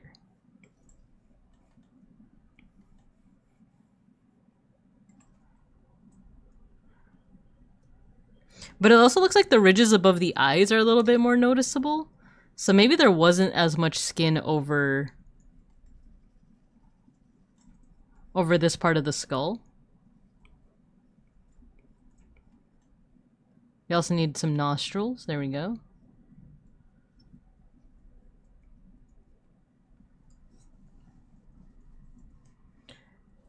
That's what makes us truly human. Chins. Exactly. Trachea achieved. Let's look at the arm. Look at the arms and legs. They're very bird-like, right? That definitely looks like, if you look at like a pigeon up close, that definitely looks like what their foot would look like. Or a chicken. Is that a chicken? Alright, let's see the legs. It's pretty big. It's pretty fatty. But that's also a front view. Actually, here's a side view. Let's add some fat to the legs. Big old chunky legs.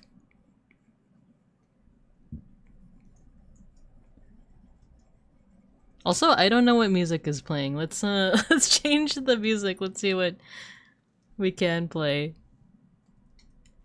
And put the volume a little bit up too, so you can hear it. What are we listening to? We haven't listened to Chapel Rowan in a hot minute. Beefy. Could it be beefier though? Or have we reached the limits of beef? Also, the like knee isn't that obvious anymore. So maybe we can extend it like that. And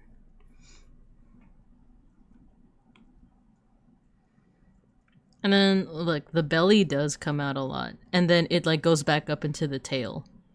Cause then how's he gonna fit any like meals in his tum-tums, you know?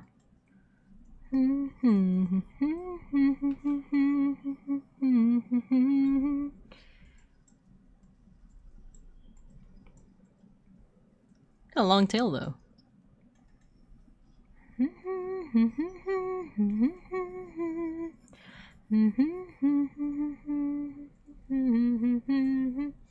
Like a chicken, probably? Giving it those anime thighs. I wonder what a grilled dinosaur would taste like. Probably chicken. I wanna say chicken because that would be their closest relative, right? Would be like I heard that legit like the closest relative to Tyrannosaurus is like actually chickens. I don't know if it's true because like in general birds are just like more closely related to dinosaurs because they are dinosaurs, but so I've always heard like specifically chickens are like the closest relatives to like the T-Rex. Venus, peanuts time. the pubis. I know the technical term is pubis.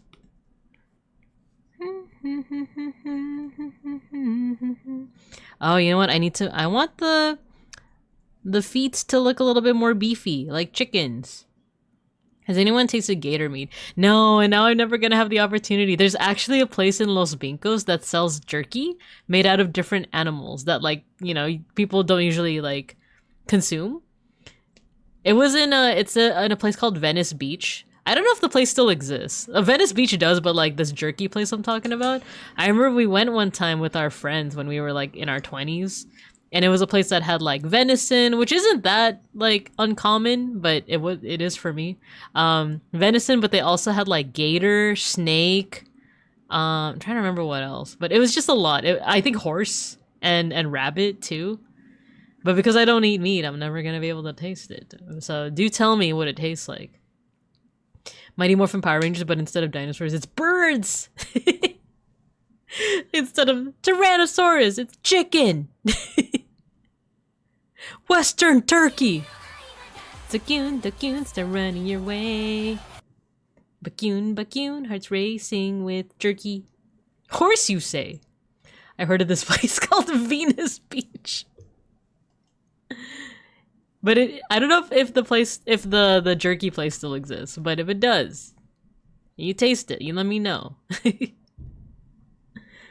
I'm just still thinking about what alpaca said. Of like instead of dinosaurs, it's birds. It's like Western chicken, American turkey, Do do do do do do do do do. Go go power chickens. All right, how can we imitate that hand? And let me put that right up close there.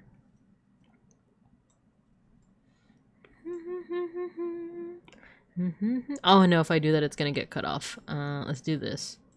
He's like, hey, can I whisper in your ear? Yeah, the hands are pretty beefy. How do I do that? How do I... Kind of like this? Like that? Like the way that, I guess, like, furries draw their paws?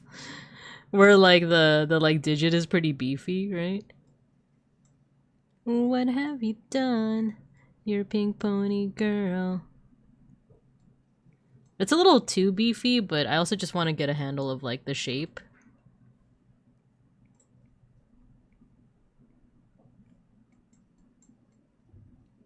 Pink Pony Club. I'm gonna keep on dancing at the Pink Pony Club. I imagine it would depend on the lifestyle of the dino. There's lots of nasty birds. Also, there's a common myth that there's one bird more closely related to dino. Wait, also, there's a common myth. There's one bird more closely related to there's not one bird closely related to dinos. Is that what you're trying to say? Not even the cassowary? Yeah, because cassowary is, like, scary. Okay, I want to get the feet going too. How do I draw? Look at how beefy that is. It's like, no wonder it's like a delicacy in certain places. I know in, like, the Philippines, for example, they got the chicken legs. You can eat a chicken leg. Oh, and there's also an extra digit in the back.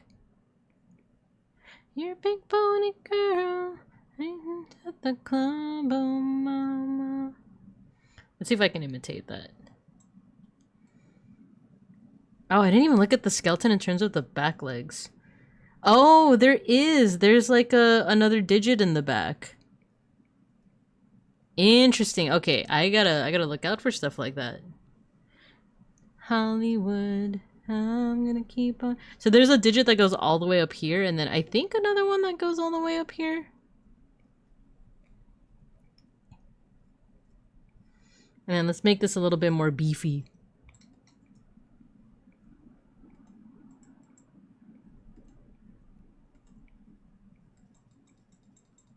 I do like doing that claw, like, shape. I know I made fun of it and said that that's like how furries do it, but it's almost...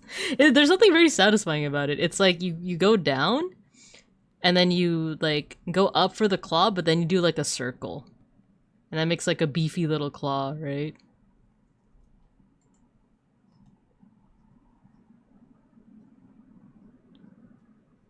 With some chicken legs. There's probably a lot of cute dinos. Oh yeah. I definitely believe in that. There's probably like a lot of really cute ones. I'm very partial to troodonts, which is like raptors and stuff. Pink Pony Club.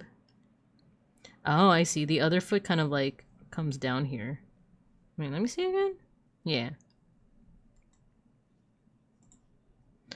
I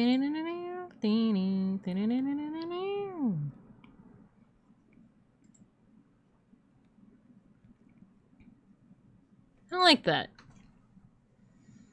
And then there's also like a foot that comes up here. It's kind of like, I think dogs have that too, where they have like a toe that's just like way like in the back.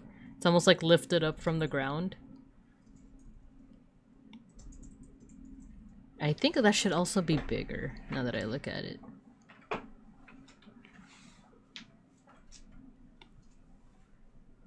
There we go. Actually, maybe the toe wasn't that much up.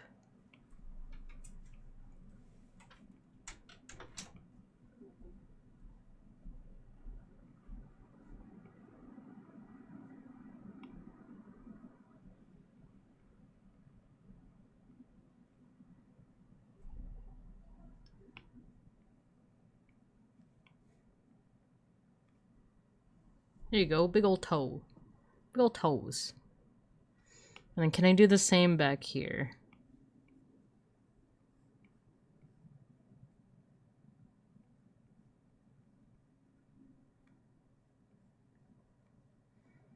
Oh, a dew claw. Okay, okay. Yeah, that sounds familiar. A dew claw.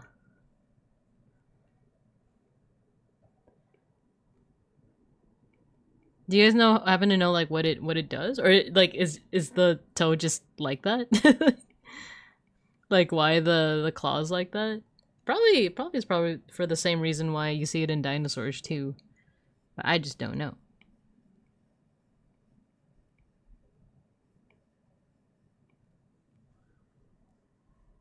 Okay, let's move this over. See how we compare. Let's erase this one. It's short for Mountain Dew Claw. Ah, I believe it. Devin, hello. It's a Monday, my dudes. It is in fact Monday. We're drawing dinosaurs now. We are now learning how to draw dinosaurs so that we can someday get good. There we go. Okay. I'm wondering where else I can add things like fat, you know? It's a claw to open cans of Mountain Dew. Oh, no wonder my old dog was able to do that. That's not a Digimon? Oh, just you wait. What do we need to add? Wait.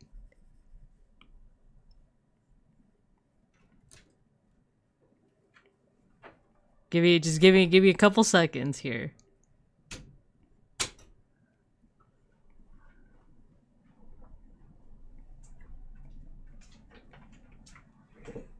And then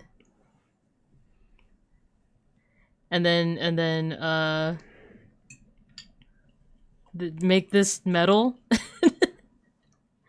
No, wait.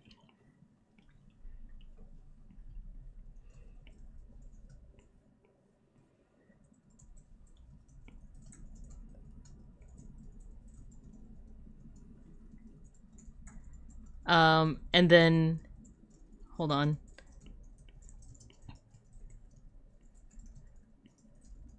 I don't know how to draw guns.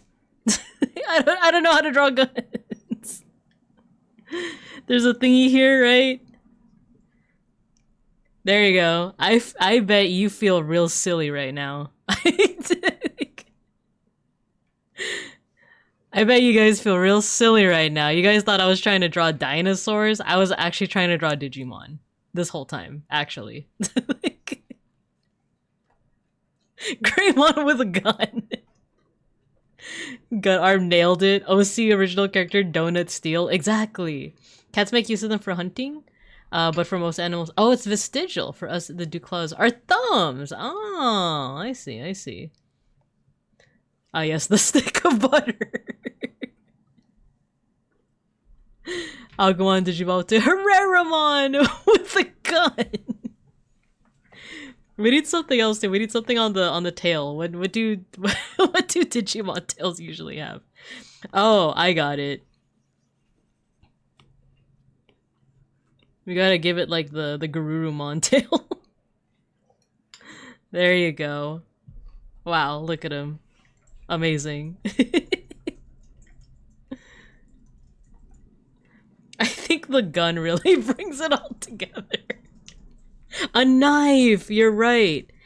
It should be in the other claw.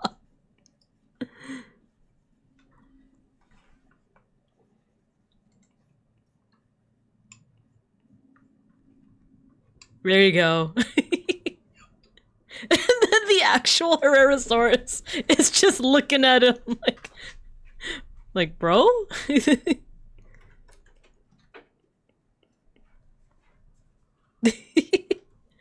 It's like the meme of the with the whale. Damn, this Digimon knows CQC. Remember the basics of CQC. Oh my gosh, I have to find it now. The meme with like the like, brother, don't go into the water. You'll be forced to adapt. Was it Pachycetus meme? I got it. I got it. Let me see if I can like paste it in here.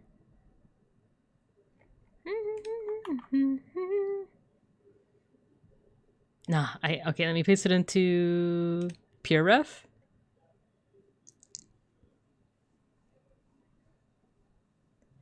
HOTTOTO.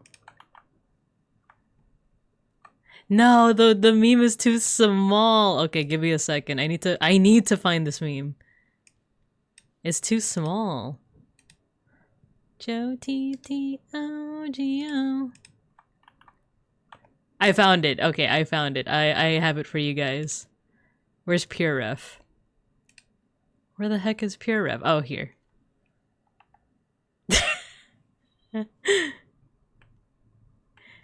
Indohyus, my brother. I've decided to search for food in the waters.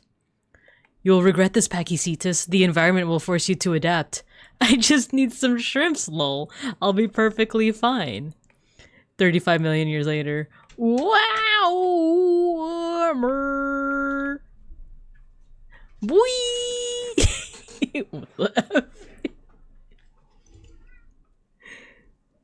I'm just gonna change one thing in my drawing.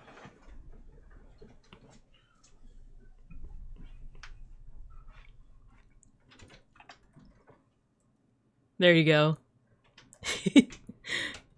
My brother Herosaurus. I'm going to go to the digital world for more food. You are a fool, brother Herosaurus. The environment will force you to adapt. I just need some shrimp. I'm gonna be fine. Herosaurus. Hey! Who threw that? Hello, Impossible. Let's see. Gotta paint it pink now, like Gekkomon's evil for some reason. I like that it's pink. I mastered the art of the blade. The future is now, old man. Digimon Dino, maybe? X-Cross Wars Greymon does actually have a knife tail? That's amazing. Ankylosaurus Digimon with a machine gun for a Thagmeister. Reminds me of Lindsay Nicole's shorts. I love Lindsay Nicole's videos. I've been so into her lately because I've been getting into dinosaurs. I love that. 100 years later, the AOL buffering sound.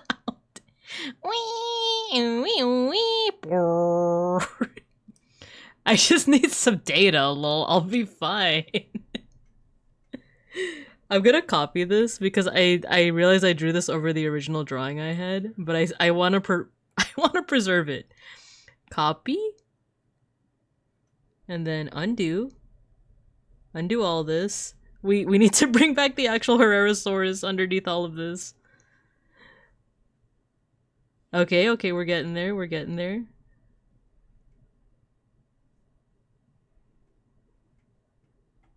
There we go. Okay. Are we able to paste in the Digimon? Yes! We still have the Digimon. Herrerasaurus. Or Herreramon. There we go. Herreramom! No! There we go. Tell your friends. Want to draw a dino? It all leads back to Digimon. Exactly. It always leads back to Digimon. So we have our Herreramon there. He's just chilling. He's just chilling. We could add some designs though. We could use another brush for that though. Let's do... What the hey? We'll make him pink. Let's add some like stripes and stuff. A little bit bigger with the brush.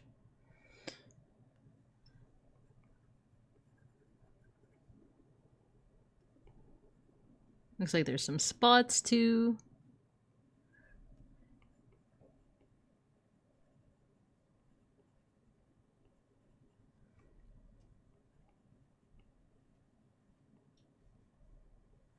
I know what you tell your friends. There you go, we got a pink dino. Inspired by Digimon.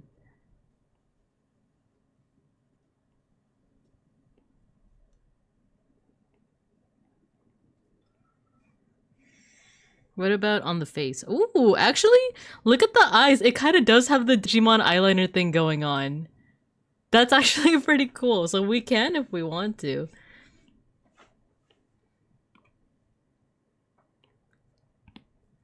He do got some of that Digimon eyeliner, you know?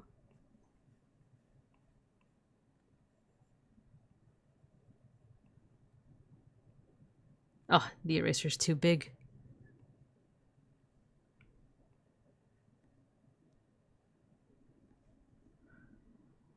We'll do that. We'll do that. Bridget Bardot.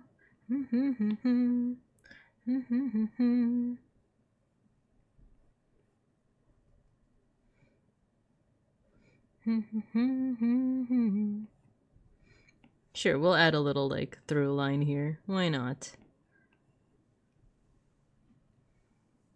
Nah, actually I don't like that through line. Well, there you go. We got a little Harem on here. How do scientists know if a creature had hair or feathers? That's a great question, Pexcool. So there are certain ways. Sometimes a fossil will leave behind imprints of like the type of skin that it had. This is usually the case with like scaly dinosaurs, because we do know that some dinosaurs were scaly. Like trying to think, like, you know, the long neck dinosaurs like Brontosaurus. So we do know that some of them had scales. The ones with feathers, like Velociraptor, the Dromaeosaurs, the Troodontids, sometimes they leave impressions of the feathers in the fossil themselves. So you actually do see like let me see if I can like draw it out here. So let's say that this is let's say that this was found in like a fossil. They broke it out of the rock and it, you know, looks like that. And let's say that it did have like a single feather in its hair. The like surrounding rock around it will actually have the like impression or like the indentation of the feather. But even if it doesn't have that, there are other ways to like tell if a dinosaur had feathers. So for example, the skull might have like ridges where muscles would have been attached to it, you know. So that's how like some paleontologists are able to know like I guess like how much fat or how like a head, how much muscle is on like attached to a bone, right, is by looking at the ridges that would have originally had like these muscle attachments. And for some dinosaurs, you also see holes in the arms, like in these little like arm bones. There might be like little holes here, and that's where feathers would have like attached to it. I know it's like hard to see, but that's just one of the ways. Of course, this also depends on like if the fossil like still has those ridges, or because a lot of things can happen up until like the animal dies and then becomes fossilized, and then when it's like found again, right? Because one thing that happens a lot is how do I demonstrate this? Is something called plastic deformation, where like over time these bones, or rather the fossils, are like under, you know, let's say thousands of pressures of weight, thousands of like pounds or kilograms or however you measure weight of rock. Right? So it has a lot of like weight on it. So that can actually like, you know, pressurize not pressurize. It could weigh down on the skeleton to the point where it like deforms, you know? And you do see this happen all the time. If you have access to like a natural history museum, I'd say like look at the skeletons of like Triceratops, because for one, they are naturally just skinny, but like I think some of them are also just like they've been made skinnier. So sometimes we do have information in terms of like whether a dinosaur has like hair or feather. I actually don't know about hair, but feathers you can usually tell because of like muscle attachments or like bone attachments, or an imprint in the fossil itself. And sometimes with really good specimens, you can even tell what color the feathers were, because there's something very specific called like melanosomes on, I don't know if it's like, I think it's on the feather itself, and sometimes traces of these melanosomes will be on the fossil.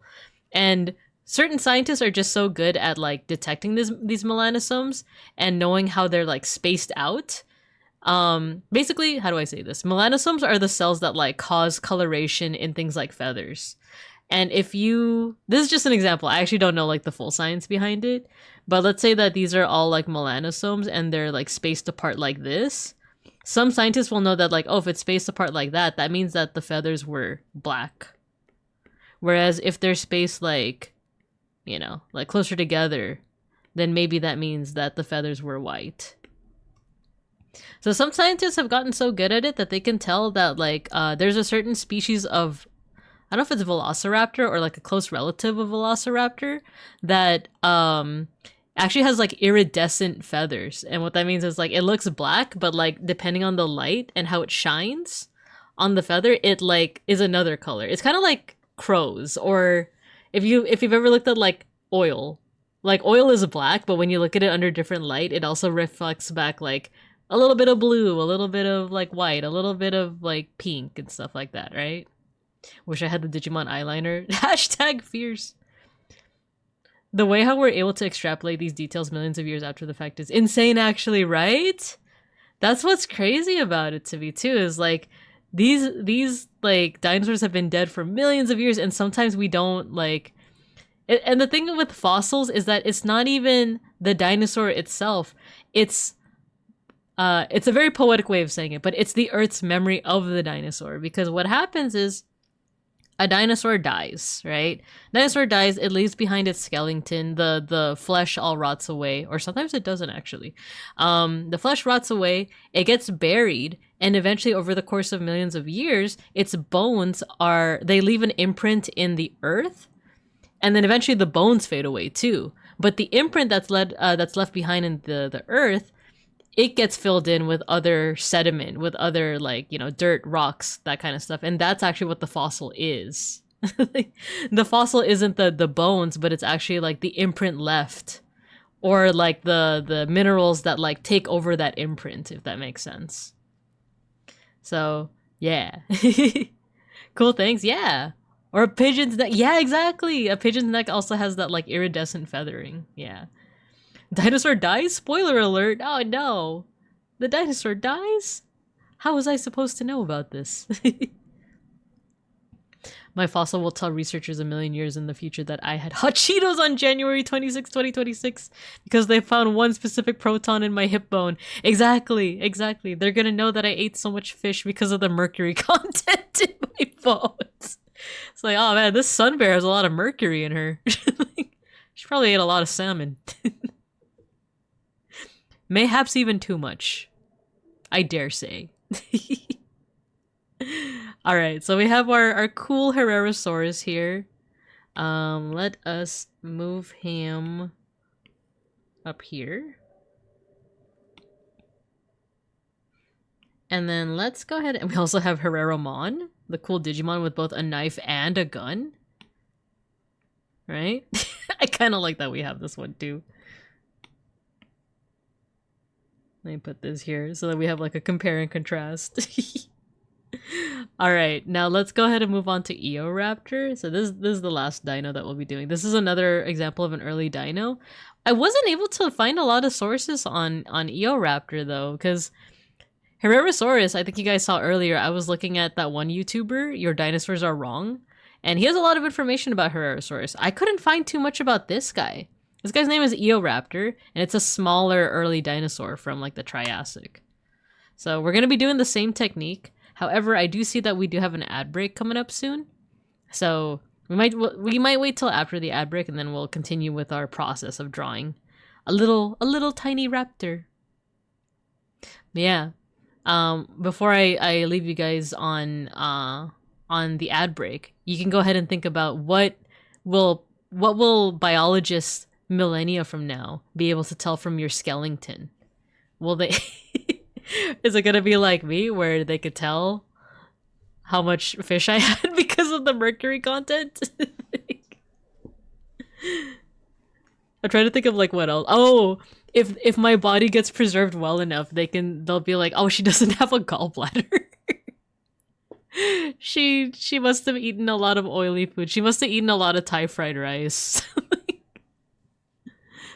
By the way, I don't mean to imply that eating a lot of Thai fried rice will lead to you missing your gallbladder. It's because I just eat a lot of oily food in general. But I also love Thai fried rice. What else did I eat? Lots of salmon. Lots of fried foods. In fact, I'm pretty sure it's the fried food that's gonna get your gallbladder taken out of you faster than it's the Thai fried rice, you know? A feminine phenomenon. That don't look like Ego Raptor slash J. Advertisement. Dinosaur insurance. We didn't think that sun bears ate salmon, but she's our only specimen, so I guess that's right.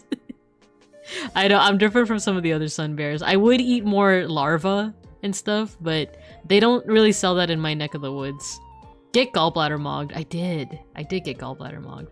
They might know our age from microplastics density and our remains. Yeah! They legit would. They would be like, dang. They're...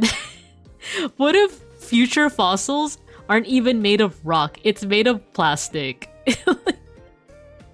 That's how depressing this is. That's how depressing this is. Anyway, enjoy your recess. Don't take up too much of the collective, the communal juice box over here. But have fun. I'll see you guys in 3 minutes.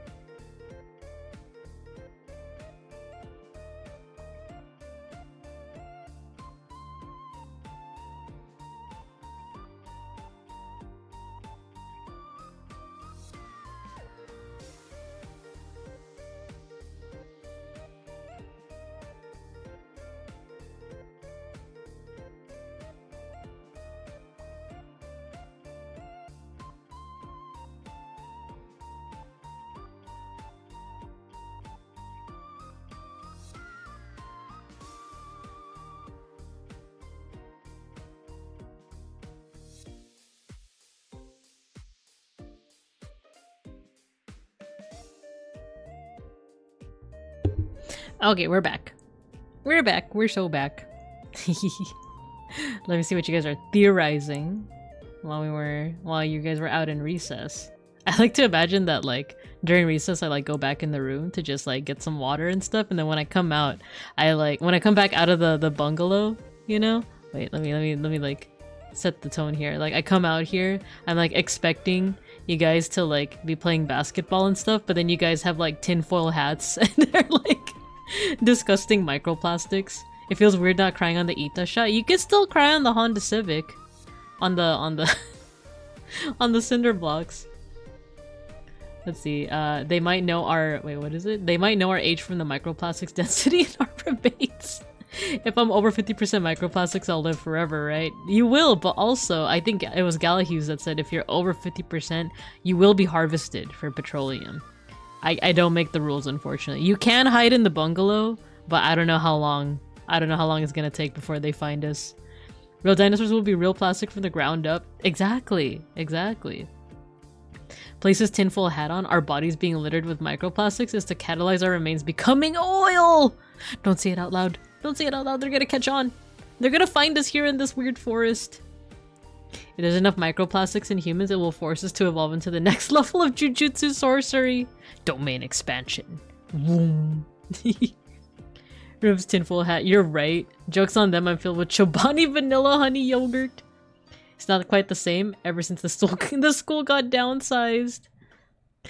I know. The lore is that the old scene where you saw like an entire school building was just like cardboard.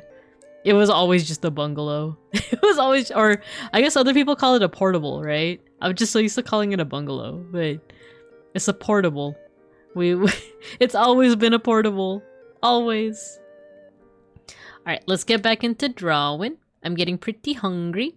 So we might just draw the Eoraptor. We'll flesh it out a little bit. We'll add some designs and maybe we'll turn it into a Digimon. And then I'm going to get some Yum Yums. Alright, I'm going to get some Yum Yums. So let's do our same strat. Let's get a light color. And then let's draw around this guy.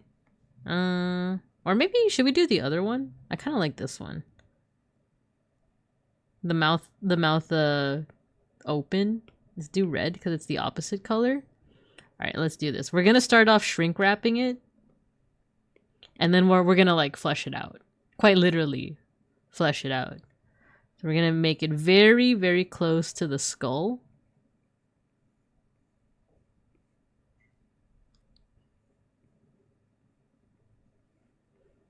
And I'm basically just tracing. It's got little teeth.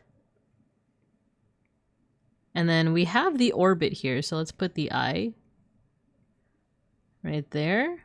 And then the naris is over here too. And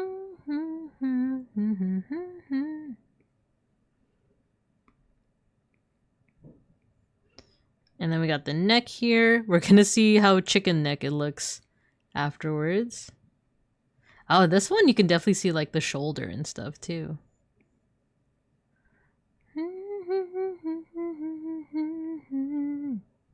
Oh, we actually don't know. What do the claws look like? Oh, they're very small. Look, he's like a bird. The hands are so small. They're so tiny. Can we give it some flames for plus 10 horsepower? We can. At the end of it. We can. Wait, what happened? Oh, it's like, where's my drawing? Happens after min. Yeah, we can customize it. We can give it like extra horsepower. We can. I want to make it into a Digimon. Now that Devin gave me that idea, I'm gonna roll with it.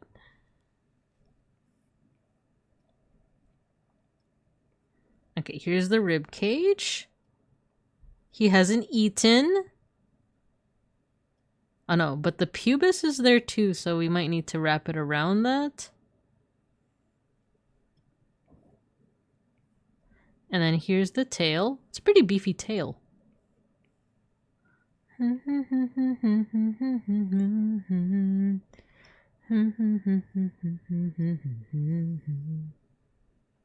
Nodders. Plus two fire damage. No, don't blame me, what? I'm not here. It's a good idea. You're not getting blamed. It's a good idea. Hee pubis. I know it look if we're drawing it like exactly around the ribs and the pubic bone and the tail, it looks like it's packed, right? But that's not what we're going for. That's not what we're going for.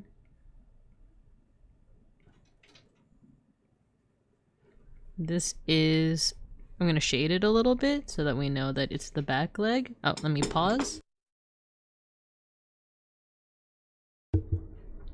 Hehe, pubis. And then... draw around the leg. He's got a knee.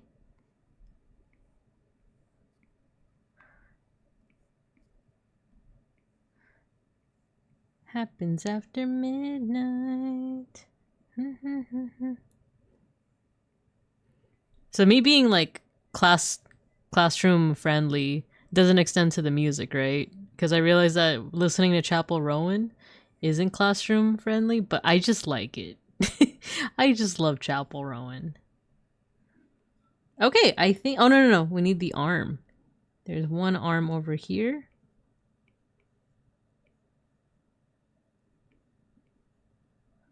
And then this is the back arm, so we shaded a little bit. Alright, let's see what it looks like once we pull it away from the skeleton. Oh my god, it is starving. What a poor guy. Poor guy. Okay, let's add some fat. let's add some fat. He's starving. He's starving. Chapel Rowan. Performative teacher moment? It's not performative. I like her music. It reminds me of Lana Del Rey. No, not Lana Del Rey. Marina and the Diamonds. Put on the Kids Bop version. I wonder what they would even change it to. Like, instead of talking about, like, eating... instead of talking about, like... Okay, it's gonna be, like, a little less... child-friendly, or sorry, classroom-friendly, but instead of talking about, like, eating out with your significant other, it's talking about, like, eating out at McDonald's. Like, oh, I kill me. It looks like it's running out of anger. I know, it's so mad. We need to add some fat. Poor Dino.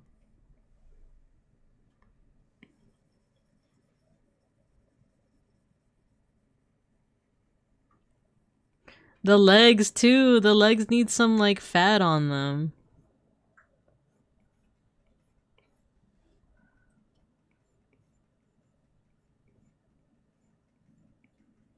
Now actually that might be a little too fat.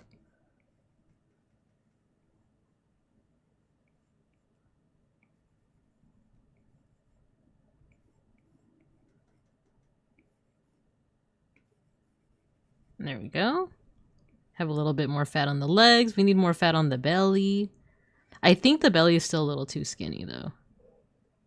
And the neck! Oh my god, poor guy. My cat, that one time he got sick and lost 4 kilos. No! Poor kitty cat. Kids Bop has done irreparable damage to the children liberation movement, I'm afraid. Do you think they have Kids Bop on Spotify? Do you think that's like a thing that we can listen to? We can really make this class like, you know, classroom friendly. Also, how many numbers is Kids Bop up to now? Oh my god, they have a playlist. They have a playlist. They have Pink Pony Club up. Oh, we're listening to this.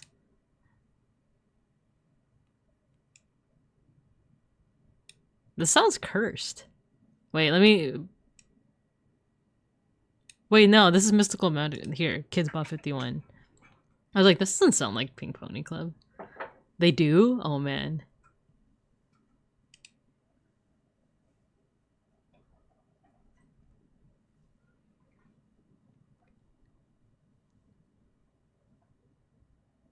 Okay. Okay. Okay.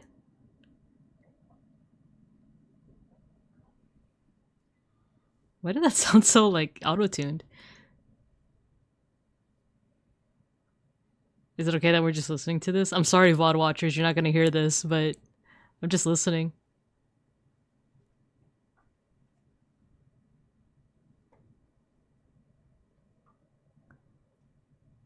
You sing at the club.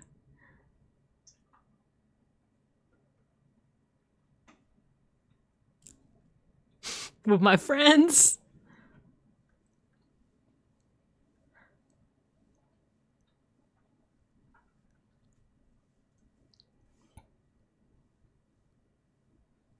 Okay, they're still mentioning West Hollywood. They're not erasing West Hollywood at the very least. West Berrywood. You can't say that you're dancing at the club. Otherwise, you're gonna think things.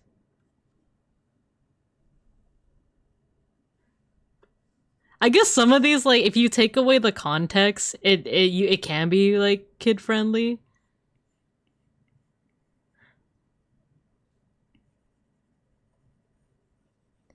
Santa Monica.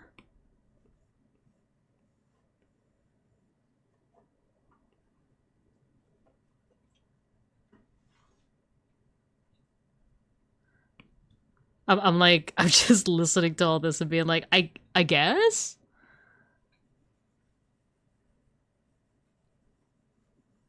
Just having fun. On the stage with my friends. You can't talk about heels.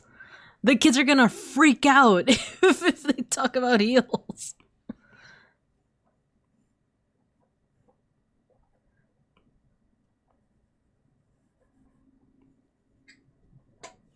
But do the Kids Bop kids know that West Hollywood is famous for having a sizable LGBTQ community? Is that okay for like? I don't know how like right or left leaning the creators of Kids Bop are. They're probably just like, yeah, and what of it? You know? Like they're like completely fine with it. But the moment they talk about heels though, no. They just really love Pinkie Pie.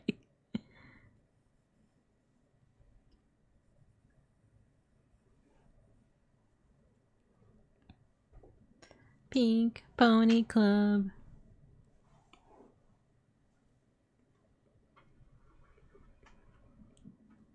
They're surely right-wing freaks. Probably. But then why would they leave the mention of West Hollywood? Unless it's like, oh, the kids don't know that like West Hollywood is like that, you know? That it's where you have all the fun. They think about Heelys. Also, I missed some messages. Kids Pop 6-7. Oh my gosh. Mods, ban the mods.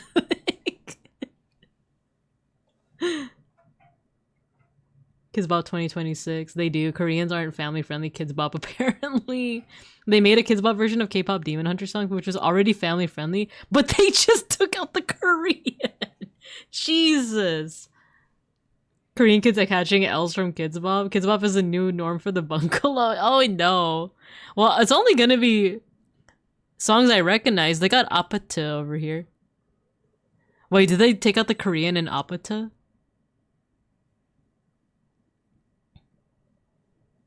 Did they take it out of Apata?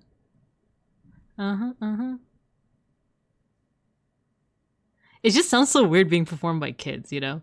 VOD watchers, let me transliterate it for you. Pink Pony Club, Santa Monica. Baby girl scream. Do 12-year-olds think about heels? They think about Heelys? Does the average right-winger from outside of LACA know about West Hollywood? That's a good point. That's a good point. I don't think we got any right-wingers here in chat. If so, leave. I mean, the classroom welcomes everyone. The classroom welcomes everyone. But I think by now you should know my politics. Into a club. Wait, they talked about turning into a club. Are they okay with that? Don't you want me like a— oh, like me. They're saying like me. Go crazy. Meet me at the— Actually, isn't them saying apata like that's Korean though, isn't it? Because they're not saying apartment, they're saying apata. Club banquet.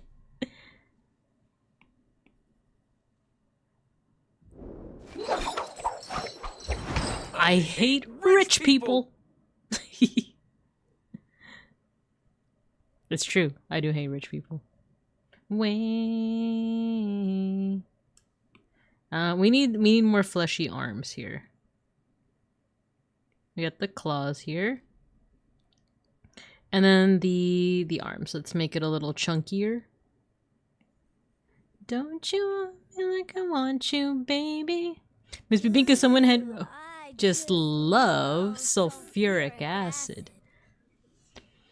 Miss Bibinka, someone handed me this brochure during recess. It says how to introduce your 17-month-old baby to the stock market.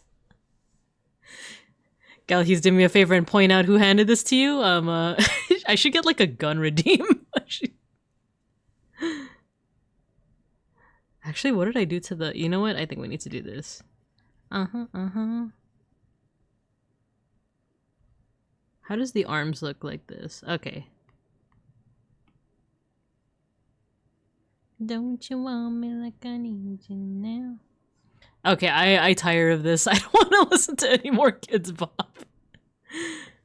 We're gonna listen to songs with mentions of sex in them, and we're gonna say that it's okay. We're gonna say that it's fine. We're gonna listen to Bruno Mars. We're gonna listen to Bruno Mars. Hey.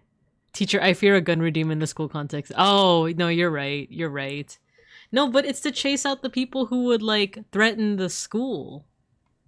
Isn't that what the right wing... Okay, we're not going to talk about politics anymore. We're not going to talk about politics anymore. Almost forgot. It's to chase out the ne'er-do-wells.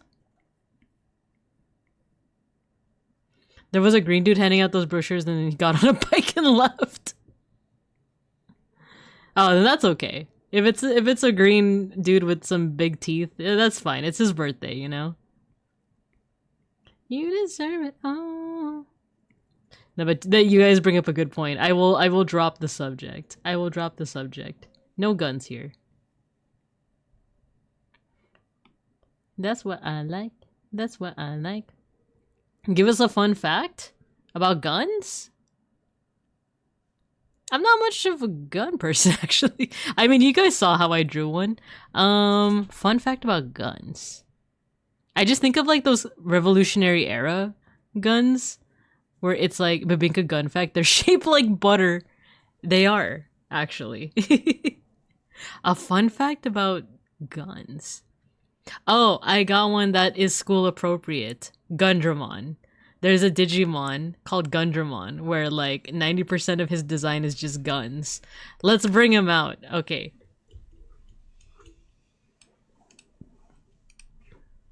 Give me a second. And I'll agree, baby. Kinda like put some miles on it. Oh my god, they got a high definition picture now. What the heck? Did they always have this like high def picture of Gundramon? What the heck? It's so like you could see every single... It's not like a super like compressed JPEG. This is amazing. So fun fact about this guy. He's part of a group of Digimon called the Three Musketeers. That's all you really need to know, in my opinion. I got that Here Come That Boy flashbacks. Fun fact, Babinka does not own a musket for home defense as the founding fathers intended. She has a blunderbuss. His bleepus is showing. It is. He's also one of the Three Musketeers.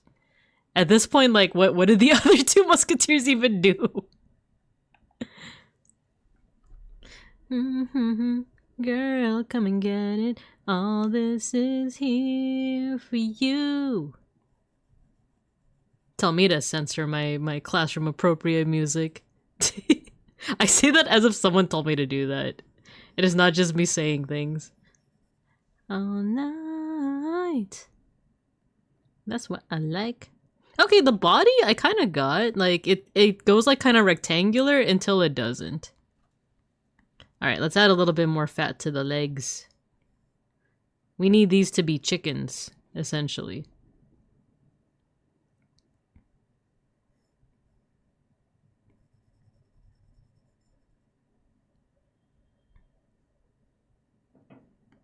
Game. Then dumb game. Game start. Appetite. Appetite. Uh-huh.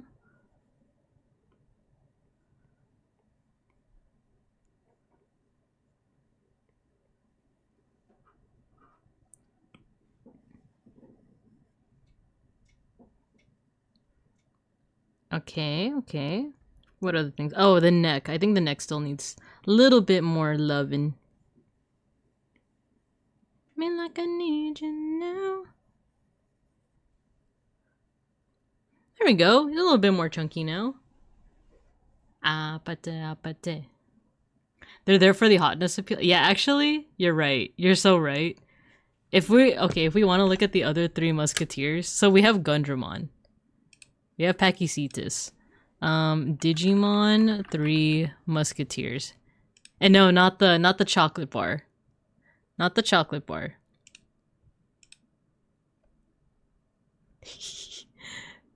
There's more than 3 musketeers. Is it because of their Digivolution? I actually like don't know the actual reasoning. There's Deputymon, Avenge Kidmon, Gundramon, Magna Kidmon, and BL Starmon. That's right. There we go. Full size image. It's not even 3 anymore. Wait, who digivolves into who? I'm imagining that Magna Kid and Avenge Kid are 2 sides of the same coin, right? Because look at them. And then we have BL Starmon. Actually, that's X. Here we go. This is actual BL Starmon. BL Starmon, exactly. Well, it's like Beelzebub, but like BL Star. Unfortunately, yes, candy companies will really name their candy anything. Looks like they tripped, fell, and got fossilized like that. They did. Magna Kidmon has gun legs and literal finger guns, and when he's happy, he starts firing wildly in all directions. World's most dangerous stim. BL Starmon. Yeah, so you got the sex appeal from both BL Starmon and Magna Kidmon. His legs are guns. It's very Bayonetta if you think about it. What do you mean you're a Digimon? This is a woman with a cosplay hobby on weekends. Oh man, wait till you see some other ones too. So this is Avenge Kidmon. Here's Deputymon. Does Deputymon become Gundramon? Because I feel like that makes sense, right? The guy with 3 guns becomes the guy with like 15 guns or however much this is. Look, this is what I'm used to. This is the quality I'm used to. That other picture where it was like high def, I'm not used to that. Where you could see all the details. I'm used to this. How many guns is this again? 1, 2, 3, 4, 5, 6, 7, 8, 9, 10, 11, 12, 13, 14, 15, 6. I think it's like 15, 16. Because yeah, there's BL Star. I think there's probably a better picture of BL Starmon. Because there's also a male version. Actually, it's the male version that came first. And then BL Starmon came later. So that's BL Starmon. She got them curves, girl. But then there's Beelzemon, who is one of the demon lords. The 7 great demon lords. And he's got the other sex appeal. Here we go. Dang, I need like better pictures. There we go. BL Starmon, Magna Kid, and Gundra are the 3 musketeers. The other 3 are just related. Oh, I see. What's your favorite Digimon? I like the devil one, the sexy lady, and the one with guns. Do you have any idea how little that narrows it down? Gundramon really is peak design. BL Starmon will always come first if I'm around. Hey, keep it classroom appropriate. I come back and say he's got sex appeal, and I see this guy on the screen. You don't like Beelzemon? Look at him. He's got a tail, he's got claws, he's got a gun. What's not to love? And he also has a form where he has wings. It's like the ultimate like edgy, like it's the edgy heartthrob, you know? I'm a big fan of the one with the pants and the gun arms. Oh, I know which one you mean. Gargamon? Look at him. This is also Beans' favorite Digimon too, just because of like the pants. Look at the pants. Look at the pants. HR Geiger looking mod. Oh my god, there's better examples of an HR Geiger. Beelzemon actually, like, there is a lot of people who like this design a lot. Let me see. I know that there was a VTuber who did like, was it Smash or Pass with Digimon, right? Trying to think of like who's my like my bear with me, my like my hear me out, you know? Binka love. I'm off for the night, teacher. Thanks for the stream. Thank you for dropping by, Alpaca. I appreciate you. Get some rest. Get some rest. Beelzemon is one of my faves. He's just so silly. Yeah, I love his whole arc in the 3rd series. Love Gargomon. He has a Shadow the Hedgehog style motorcycle. Of course he's hot. See, you get it. You get it. Magna Kidmon thinks he's a Deputymon and hangs out with them. Avenge Kidmon is a Digimon who got defeated by Magna Kidmon and was so fixated on revenge, he literally became a dark reflection and would do anything to destroy him. That's actually sick. Gargomon, these nuts. There's a new Digimon that also fits this description now. We're hearing. Who? I actually don't know who my like hear me out is. I know who I like. Like I know who I like in a non hear me out manner, in a non-romantic, non-sex ed manner. I'll show you the cute ones.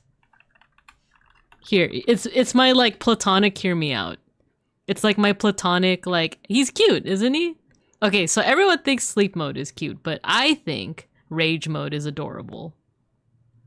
I don't know, there's just something about him. I just wish this picture was bigger. I just think he's cute. And another one is Leviamon. I know these are all demon lords, but you know, I am a recovering edgelord, you know? Look at Leviamon. He's just so silly looking. It's just so silly. Look at that. Look at him. He's like 70% mouth, you know? It's adorable. This is my like platonic hear me out. This is like, I would befriend this. I think Gargomon would get along with Miku. I agree. Maybe most Digimon aren't hear me outs because they're conventionally attractive monsters. That's true. My platonic hear me out is Aizmon. Like, that's my son looking my baby. Recovering? I do think Aizmon is really cute. Aizmon got, yeah, they got an episode in I was gonna say Ghost Game. In Beat Break. Aizmon really is adorable. Like, look at that.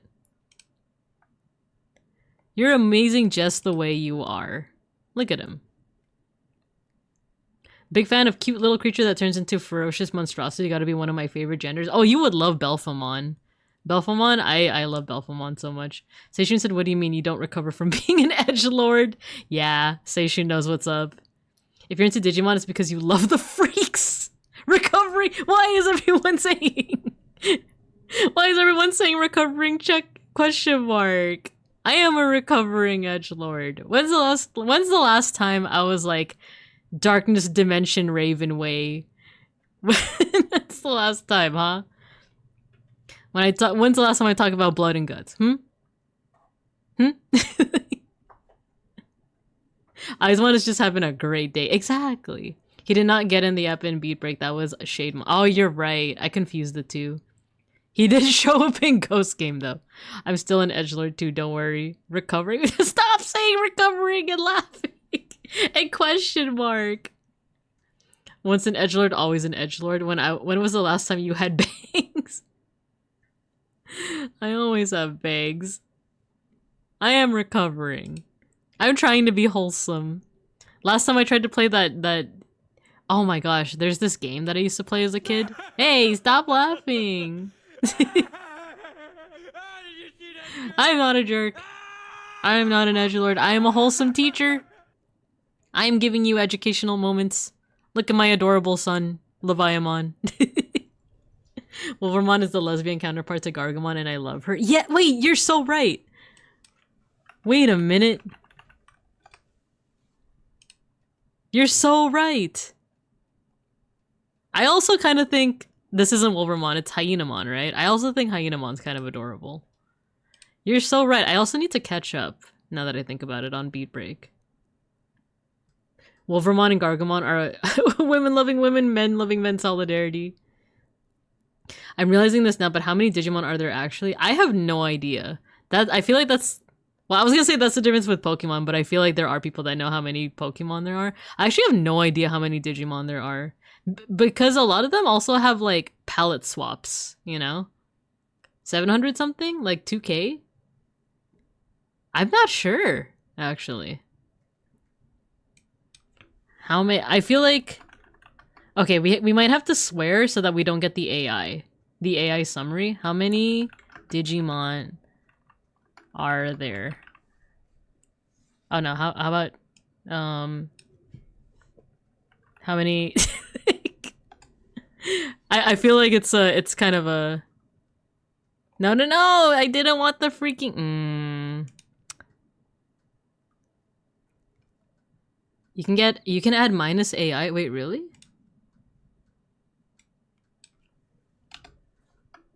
That I should have bought you flowers. Oh. New count is up to 1200 now. But this was 3 years ago. So it might have gone up a little bit. They're exactly 1200. So I feel like it's gone up. It's probably like up to like either, I don't know, 1300 or maybe like 1250. I don't know how many. Actually, if it's the last 3 years, yeah, it has to be like up to 1300 by now, right? Also, thank you, Shiopi, for that tip. I didn't know that you could just add minus AI. 700, 2006. Go to Wikimon, they have lost all Google is outdated. I'm seeing 1534. Okay, so this is like so fascinating as a primary Pokemon fan and where everyone knows exactly how many Pokemon there are. There's over 1500. 2K was way overshot. I would have believed it though. I would have believed it. I think it's like confusing because some of them are like mode changes. So does that count as its own Digimon? Like, does, what is it? Shine Greymon, Burst, and Ruin? And Ruin mode? Because that's a mode change. Like, does that count as its own Digimon? Are we counting that as its own Digimon? These like T-poses are so funny. Here we go. There's a good picture of all three of them. There's Shine Greymon, there's Shine Greymon Burst mode, and then there's Shine Greymon Ruin mode. Do those count as 3 different... Speaking of Shine Grey, yes I did. I did see that. It's one of the reasons I'm like hesitating to come back.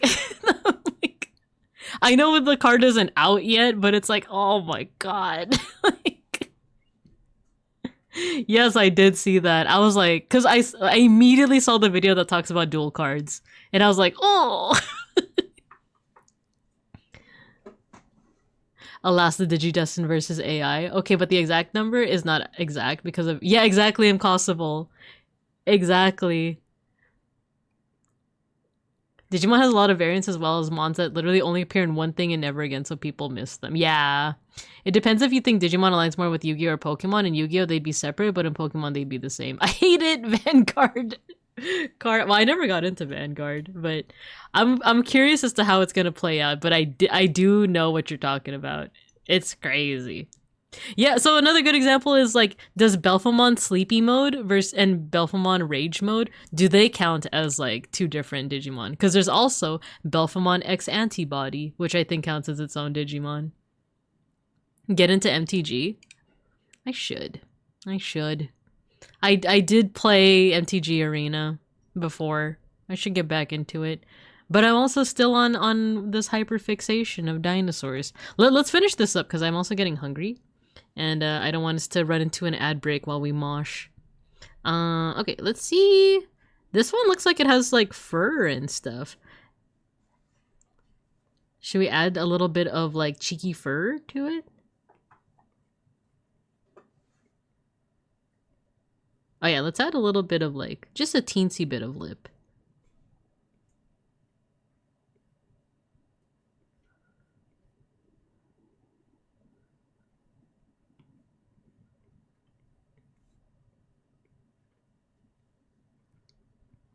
And then a little like fluff over here.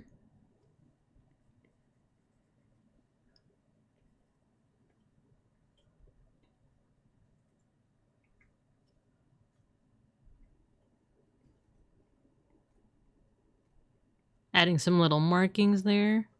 Do we turn this into a Digimon? Let's see. I will literally throw bears at you or dinosaur cards. Commander Bear store Friday night. Interesting, interesting.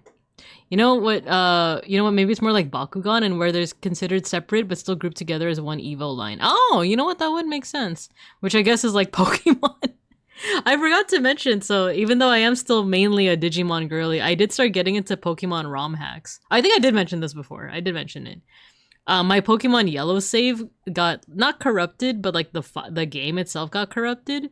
So Beans and his brother basically had to like fix it up for me, but it's back, and it's going. I just got past Cerulean. No, actually, I'm at Vermilion. I didn't. I just got to Saint Anne. There we go. I just got to Saint Anne. I found a copy of Ayula, Queen Among Bears. Gonna start building a deck to throw at Babinka. Can literally make a Bears commander deck. Bears commander deck. Oh. Mayhaps. Alright, let's add some little fluff here.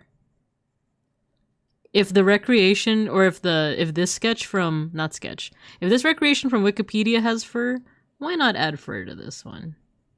A little bit of cheeky fluff.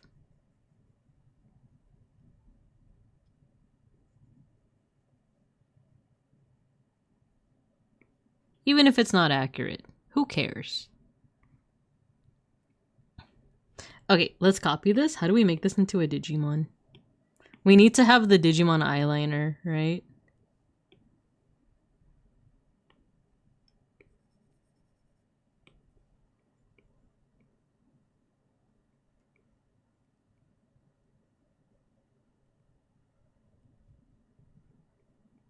You need to have the two little eye shines, the pupil, two eye shines. And actually probably like bigger like head, like bigger forehead.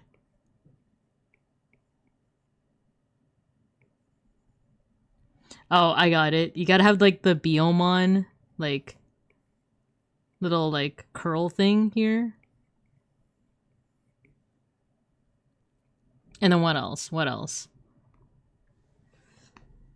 Do we turn the arm into a wing, or do we just add another thing of wings up here? Oh, I know what'll make this Digimon.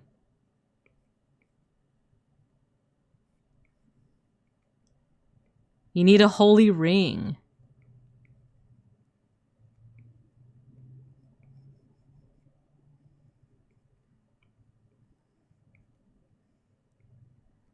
There you go. And then I don't know Digimoji off the top of my head, the little like alphabet. But let's just pretend that I do. We'll put some symbols here. There you go. A holy ring. What else? Now actually, we do add wings here.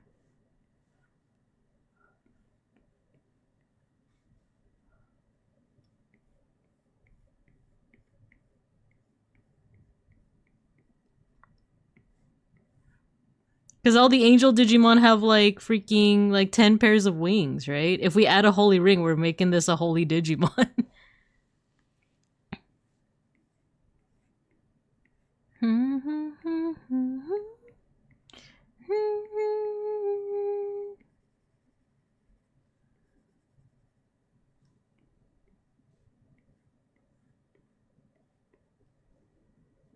There we go. There we go. The holy ring would be about around the tail. Well, actually, is there really no Digimon where the ring is around the tail? Because I know Gatomon definitely has it. Oh my god, you guys have been... what have you guys been talking about in chat?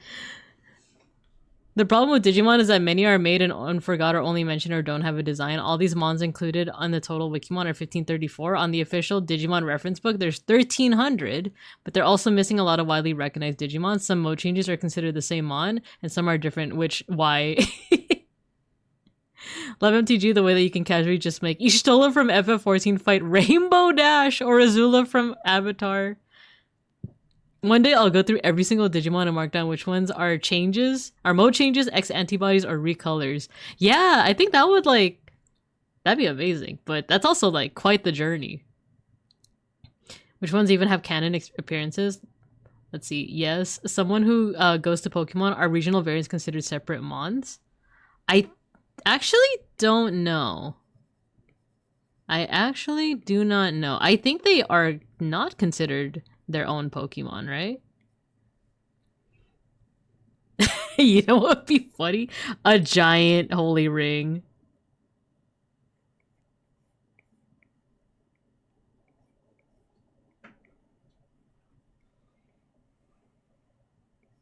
Just a gigantic one around the tail, right?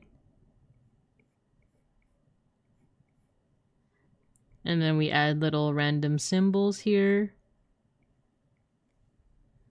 There we go. Oh, and you also need like the weird sash thing, right? How do I draw that? Like, the angel Digimon always have like the little like sash thing, right? Or maybe it's just Angelwomon, but you know. No, you know what? Magna Angelwon also has the sash.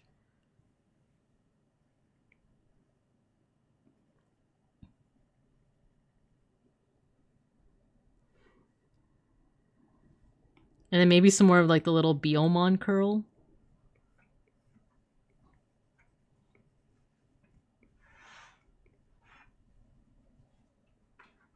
There we go. Look at that. It's Eoraptormon. It's an angel Digimon for some reason. Yes, it's like Gray Squirrel versus Red Squirrel. Oh, they pretty much are separate. Angelwomon, Herrerasaur mode. No, this is Eoraptor. So it's Angelwomon, Eoraptor mode. Oh, then it would be kind of like Magnadramon, right? We should have like the little ears. I forgot how the ears look on Magnadramon, but it's like the weird like the dragon from like the Neverending Story, right? Oh, that looks like it's coming out of its neck. I don't think I like that. All right, we're calling it with that. We're calling it with that. We have about 10 minutes before our next ad break, so we're just gonna go ahead and cut it short here. We did 2 dinos. We did the Herrerasaurs, and we have our Herreramon as well, and we have our Eoraptor. These are both examples of early dinosaurs and now early Digimon. Isn't that cool? Isn't that cool? Thanks for stream. Yeah, let's mosh though. Pokemon taxonomy is very much rooted in reality, where you can have a creature in the same genus but be different species. Yeah, I think I saw like there's a biologist YouTuber that actually tried to like do something with like, they tried to make a taxonomy of like all Pokemon and see like how they evolve. It was pretty cool. But they did like a certain formula in order to do it, and there was some part of that to me that was just kind of like, I don't know if I like that, but it was still pretty cool nonetheless. The fact that you can do that, right? I'm really and Twisty, hello. You guys are just in time for the mosh pit. But if you also want to see what we did for today, we drew some dinosaurs and some Digimon. We made them into Digimon. Yeah, they made a thing. Yeah, Shiopi, so you know about it too. Yeah, it's like I think it's a biologist that made like a Pokemon taxonomy. Eoraptramon. That's a really cool name. That'd be really cool. But yeah, let's go ahead and mosh, shall we? Let's go ahead and mosh. So let me put away the iPad. Put away the iPad. And let's mosh, shall we? Yeah, I was looking at Belphamon again. Alright. What are we moshing to? I'm gonna see you guys again on Thursday, actually. Actually, yeah, we can go over the schedule. Let's go over the schedule.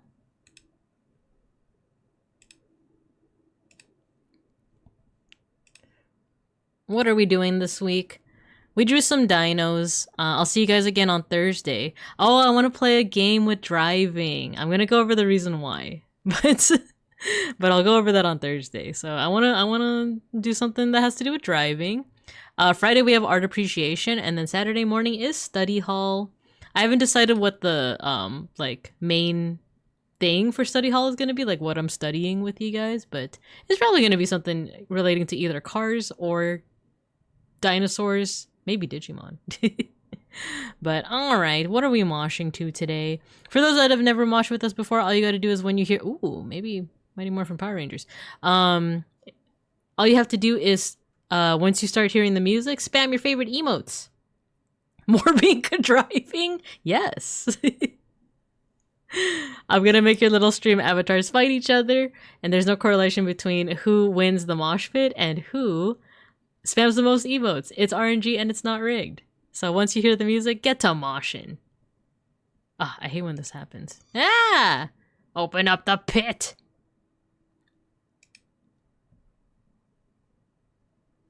Let's do this. Rigged? It's not rigged! There's a new auto song? Oh. Next time. You gotta remind me. It's not rigged. Meltdown, but she misses all the high notes? I love that one. I love that one so much. How long is this? Oh, it's 5 minutes. We got at least like 3 rounds of moshing in there.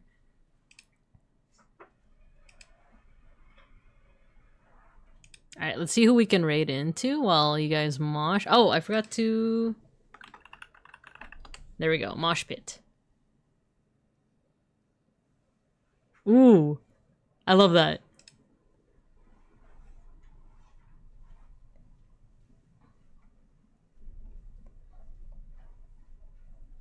I love that. I love this.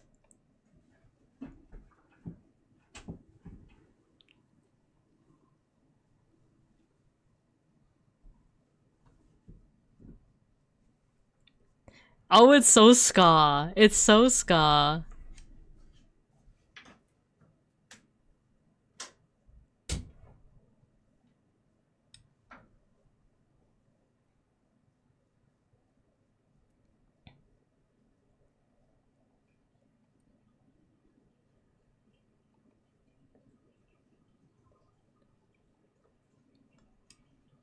Oh, nice. Hi, Zako. You won the mosh pit. Very nice. I didn't know there's lyrics either. I actually didn't know either. Let's do round 2, shall we? Rangers. Ding, ding. Oh my god, it's so ska. Power Rangers. Go, go, Power Rangers. You mighty morphin Power Rangers. Bow, bow, bow, bow, bow, bow, bow, bow.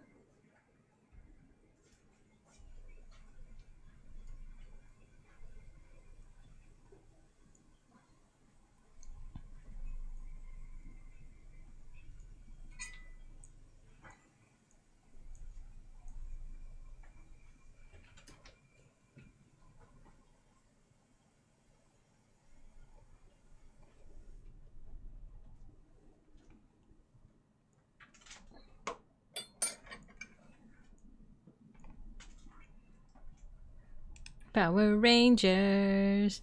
Bam, bam, bam, bam, bam. Go, go, Power Rangers. Ding, ding, ding, ding, ding. Power Rangers. You just reminded me of Go Go Emo Rangers. Well, Rangers. What? Zako won twice in a row? How much time do we got left? Is it rigged? But for Zako? Ding, ding, ding, ding, ding, ding. Again? Rigged! We do got a round 3 though. We do got a round 3.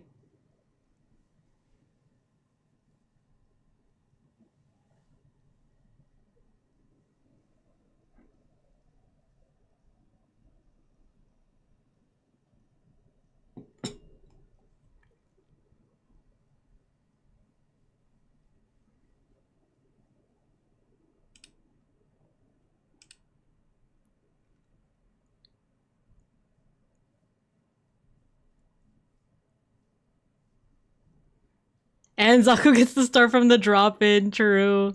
Everything's coming up, Zako.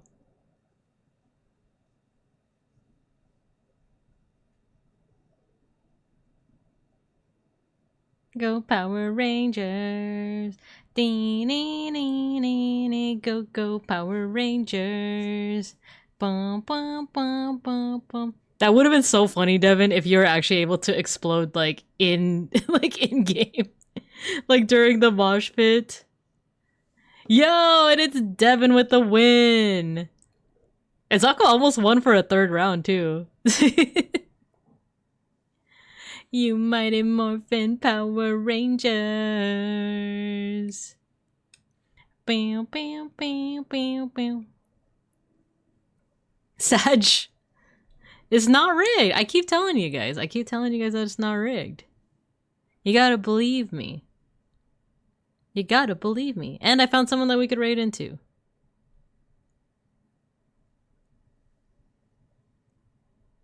Yippee! Alright. Good job, you guys. Good job. It's not rigged. I keep saying. I keep super saying. We're gonna go ahead and raid into Cosmic Chaya. If I have raided into her before, but if you are not familiar, she is an Aztec goddess VTuber, and she's currently playing Nier Automata. So I hope you guys enjoy that. We're gonna go ahead and start the raid. I'll see you guys on Thursday. I hope you guys have a good Tuesday, Wednesday. And yeah, thanks for tuning in while I drew dinosaurs in Digimon and talked about other things. I try to remember what else we talked about today, but it's okay. Bear Raid, that's right, it's Bear Raid. Nier Automata mentioned. Thanks for the stream. Thank you guys for tuning in. I hope you guys have a good morning, afternoon, and evening, and as always, I'll see you guys when I see you guys. Bye-bye.